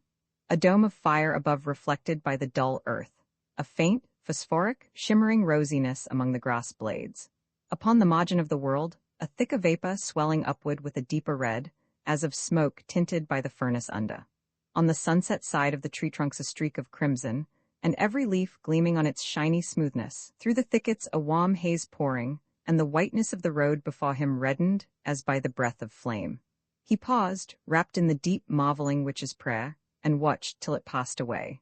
Then he pushed on among the hills, coming slowly up a steep ascent where on the summit, among the thorn thickets and the gnarled ashes, was a little lonely inn. He saw a dozen or more men, laboring hard and shouting by the side of the road.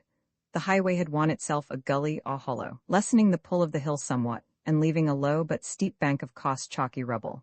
On the sward a tinker's donkey was peacefully grazing, heedless of the excitement. "We've got un. Heave un out, you. Lay on, Jim. Let I try. Peach un up." "What is it you are trying to do?" asked Felix, guiding his horse up to the group.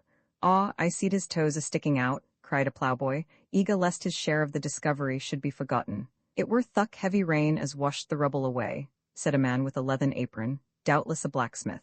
"Nothing ever happens without a blacksmith being in it." "Meb a rabbit a-scratching, don't he zee?" said the landlord of the inn, leaning on his spade and wiping his forehead, for much ale is a shortener of the breath. "Well, but what is it, after all, a treasure?" "Us don't zactly know what it be," said the man nearest the bank, pausing, after swinging his pickaxe with some effect. "But us means to zee, Jim, shove thuck pole in." Jim picked up a long stout ash bowl and thrust one end, as directed, into a cavity the pickaxe had made under a large saucin boulder, the earth above which had been previously dug away. "Somebody be buried thur, Parson," said the landlord. "Meb you knows un? Thur never were nor a church here as we heard tell on." "Hang on, you chaps," cried the blacksmith, throwing the weight of his body on the pole. The landlord, the ploughboy, and the tinker did the same. Jim and an aged man on the bank heaved at the great stone from above. "Peach on up, i.e. laver it, he be goin'." Felix saw the boulder move. "1, 2, 3. Wore out."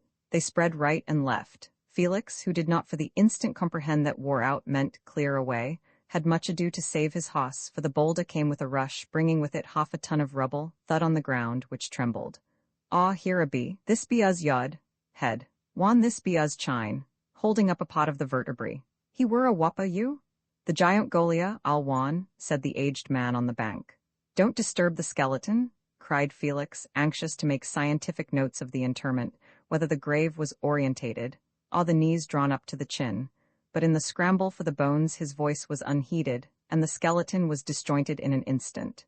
The bones were as light as pith, ready to crumble to pieces and little better than dust, yet still retaining, as it were, a sketch of human shape.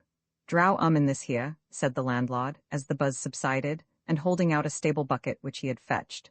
So skull and femur, radius and ulna, all the relics of poor humanity, were chucked indiscriminately into the stable bucket. "Awana were buried in time, O judges," said Jim. Set up est ones for memorials, don't you mind? Thuck saucin be all 500 weight." "Meb a fout Julius Caesar," said the aged man on the bank above. "I've heard tell as Julius were a famous hand a backsotting. You med see as skull were cracked with a pistol bullet, one of thari udvilent looks. And here be trigger god." From the disturbed earth above he picked up a small crooked piece of brass, which might or might not have been connected with the interment. It passed from hand to hand, till the landlord, rubbing it on his sleeve, found some letters. "Parson 'll tell us what it means," said he, giving it to Felix, who spelt out slowly, as he removed the clinging particles of earth. "Gaudemus. What be thuck? Let us rejoice." "Certainly." "My friends," said Felix solemnly, "this is a fragment from an ancient Roman trumpet, a trumpet sounding to us from the tomb. Let us rejoice in the certainty of the life to come. "I be main dry," said the blacksmith. "Meb you'll stand us a quat, parson?" said Jim, touching his fallock. "Will you sell me this little piece of brass?" said Felix. "Aw, you med take un, he bean't no valley to we." Felix gave them half a crown for the relic and rode on slowly, while the group adjourned to the inn to drink it, leaving the donkey, their tools, and the bucket by the roadside among the thistles. "I knows it bean't nothing but the trigger god of one of them ud hospitals," the patriarch persisted, "them velant locks with brass barrels, I minds 'em." Felix, as he rode away saddened, thought to himself, "That we should come to this, made in the divine image and thrown at last into a stable bucket. The limbs that bounded over the sward, the nostrils that scented the clover, and the eyes that watched and pondered, perhaps as mine did but now, over the sunset? Ah, the tinker's ass, browsing on the thistles, is thrusting his nose into the bucket, I see, to sniff contemptuously at it. Let us rejoice. What a satire! Hi there, hoy, you meester." He looked back, saw the landlord panting after him, and drew rein and waited till he came up. What he wanted was to know whether Felix could tell him any further particulars respecting the sudden death of Valentine's dark hoss that had taken place very early that morning, during a private trial upon the downs. One of the men at the inn had recognized Felix as a friend of Valentine, and the landlord said everybody about there was so mixed up and interested in the hoss that he had made bold to ask. Felix was quite taken by surprise. The news had not reached Ferne when he called. Probably Valentine, after the accident, had been too occupied to come down from the training stables some miles up among the hills. "What was the cause?" he asked, after explaining that he knew nothing of it. "I believe a broke a blood vessel. A were overtrained, bless ye, and overrode. Zum thinks it were done a purpose by thuck black chap, the trainer." "Why should you suspect him?" "Aw, a be a bad un, a can't look 'e straight in the face, a sort of sly as looks askance at 'e, there be a main lot of money gone over thuck job." "Well, this is news," said Felix. "Good evening." The landlord touched his hat and went back, much delighted to have been the first to tell the parson the story. Felix was much concerned at the event, because he knew that Valentine's disappointment, apart from pecuniary loss, would be extreme, besides which almost all their circle had more or less backed the hoss, Jeffrey, Squire Thorpe, and all. He had done his best to persuade them not to bet, but now they had lost he was deeply disturbed. He felt half inclined to turn back, thinking the event would very likely put the irascible old man Fisher into a furious state, as he was believed to have invested largely. These delays, too, had brought on the twilight, and already the new moon was gleaming in the west. But unwilling to return, he finally resolved to go through with his journey. When he rode into the outskirts of the little scattered hamlet at the Warren, it was dark, and lights were shining in the cottage windows. He looked for a boy to hold his hoss, but seeing none, dismounted at the bridge over the mill pool, and threw the reins across the palings. As he crossed the bridge, which vibrated beneath him, he saw the stars and crescent moon reflected in the pool and heard the rush of the falling water. A dog howled mournfully as he approached the porch and knocked with the butt of his riding whip on the door, which stood ajar. There was no answer. He knocked again, and the dog chained in the courtyard set up his woeful howl. "Be quiet, Jip," he said. He had heard the name of the dog from May, and love remembers trifles. Hearing his voice, the dog howled again, and another at a distance caught up and prolonged the cry. "This is a dismal place," he thought. "No wonder May prefers to be with Margaret. How gloomy the shadowy hill looks, and the black mass of the mill yonder, and the tall trees over the white ricks." He knocked a third time, and his blow echoed in the hall. They must be out, he thought, giving the heavy door, studded with broad-headed nails, a push. It creaked like the gate of those dark regions which Dante explored, and swung slowly back. He listened on the threshold. There was no sound save the ponderous halting tick of the stair clock. He called Jane. Recollecting the housekeeper's name, his voice wandered in hollow spaces and was lost. It occurred to him that perhaps she and the servants had taken advantage of the old man's helplessness and May's absence to go out for a gossip, and he became indignant. He stepped into the hall and felt his way along a stone-paved passage, which he knew led to the great parlor, then reflected that he was intruding and called again. "Mr. Fisher?" The words came back to him, distorted by a broken echo from the hall. The dog without howled piteously. Felix, in the dark passage, felt a strange creeping sensation come over him. He shook it off and groped his way to the door of the parlor. The great apartment was full of shadows, gloomy, cavernous, but a dim light, from the faint glow still lingering in the west and the moon, came through the window, enabling him to see the beehive chair, with the back towards him. "Excuse me, sir, but I could not make anyone here," he said, advancing. He looked into the hollow recess of the chair and saw the old man sitting there with the glint of the crescent moon upon his eyeball.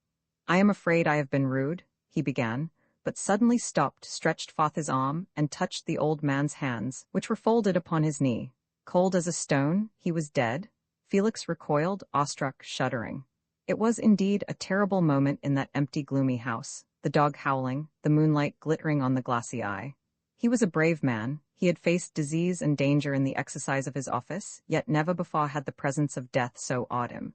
The atmosphere of the room suddenly seemed stifling. His first instinct was to get out. He did get out, and the cool night air in the porch revived him. Then he unchained the dog, who whined and fawned upon him. His natural impulse was to run for assistance, but the thought came to him that perhaps Fisher was not really dead. Quick attention might save him, and he possessed considerable medical and surgical skill. He went back to the parlor. The dog sniffed at the threshold, but would not enter. He struck a match and lit a large wax candle on the mantelpiece. With this he approached the beehive chair, felt the wrist, looked in the face, and knew that Andrew Fisher had gone to his account. On the carpet by his feet was a crumpled piece of pinkish paper. Felix picked it up and found that the telegram referred to betting transactions. Then he understood that the shock of the loss he had sustained by the death of Valentine's horse had extinguished the flickering light of life in the old man. Felix took off his hat reverently, went to the great window, unconsciously drawn towards the light, knelt and prayed earnestly. Then he covered the face with a bandana handkerchief, which was lying on the knee of the deceased, and asked himself why the countenances of the very aged are so repellent in death, as if they had outlived the hope of immortality. To send for a doctor was evidently useless, nor was there one within several miles, but it was necessary that someone should be called. He went out and walked to the nearest cottage. A shepherd with a pipe in his mouth answered the door. It was some time before his slow intellect could grasp the idea. "Dead, be he dead, missus to his wife within, missus, the ud un have got meester at last." "Hush," said Felix angrily. "Have you no respect?" By the light of the candle his wife brought to the door, the man saw it was a clergyman and asked pardon. "But nobody won't miss he added, nevertheless, and thought Felix as they walked back to the house, feeling the little piece of brass in his pocket. "Let us rejoice. They are actually glad that he is gone. But how comes it that no one knew of this?" Fisher had indeed been dead many hours. He had been ailing, as aged persons often are, in the fall of the year, but May had not suspected any danger, nor would there have been, in all probability, under ordinary circumstances. Jane, the snuff-taking old hag, whom May so detested, with low cunning kept the event secret from the household, excepting a crony who acted as nurse, and was glad enough to assist in plunder.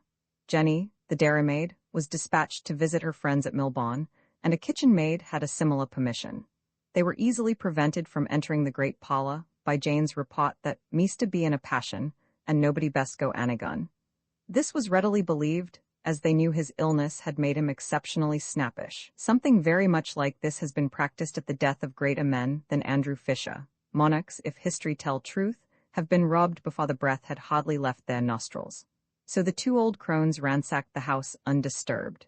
They took the heavy seal ring from his finger. It was of solid gold, weighing 3 times as much as modern work. From his fob, for to the last he wore breeches and gaiters, they removed his chain and watch, which last, being of ancient make, would have been worth a considerable sum. "There be a chest under us bed," said Jane. "A be vull of parchment stuff. I'll want there be zum guineas in un. This be the key on him." The chest was of black oak, rudely carved and strongly protected by bands of iron. It was completely filled with yellow deeds, leases, etc., going back as far as Elizabeth, but mainly of the 18th century. These they scattered over the floor, and as Jane had anticipated, at the bottom, in one corner, was a large bag of guineas. Then they added the great silver ladle, 4 heavy silver candlesticks, and a number of teaspoons to their guilty bundle, and chopped the gold handle off a cane with the billhook. With this tool they hacked open an inlaid cabinet, of which they could not find the key, but there was nothing within, except old letters faded from age, and a miniature on enamel, a portrait of May's grandmother. "Aye, poor thing," said Jane. "Thuck ud vomit ground the life out of her. A woover the pick to be zet and good, we med as well have un." "A wish us could take zum on these yvie the beds," said the other. "Couldn't you and I car somehow?" "Us could shove one in a box," said Jane, "and tell the miller to zend un in his cot. He wouldn't gnaw, don't easy?" They actually carried this idea into execution, and sent the miller's cart off with the feather bed. Probably, in all their days, the two old hags had never so thoroughly enjoyed themselves as when thus turning everything upside down and rioting at their will. It was a curious fact that not for one moment did they reflect that detection must of necessity quickly follow.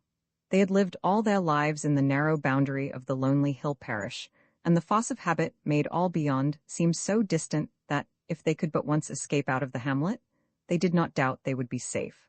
At last, seeing nothing else they could lay hands on, they came down into the great parlor just before sunset, and heard the tramp of the weariful women approaching. "We'd better go now," said the nurse. "What had us better do with he?"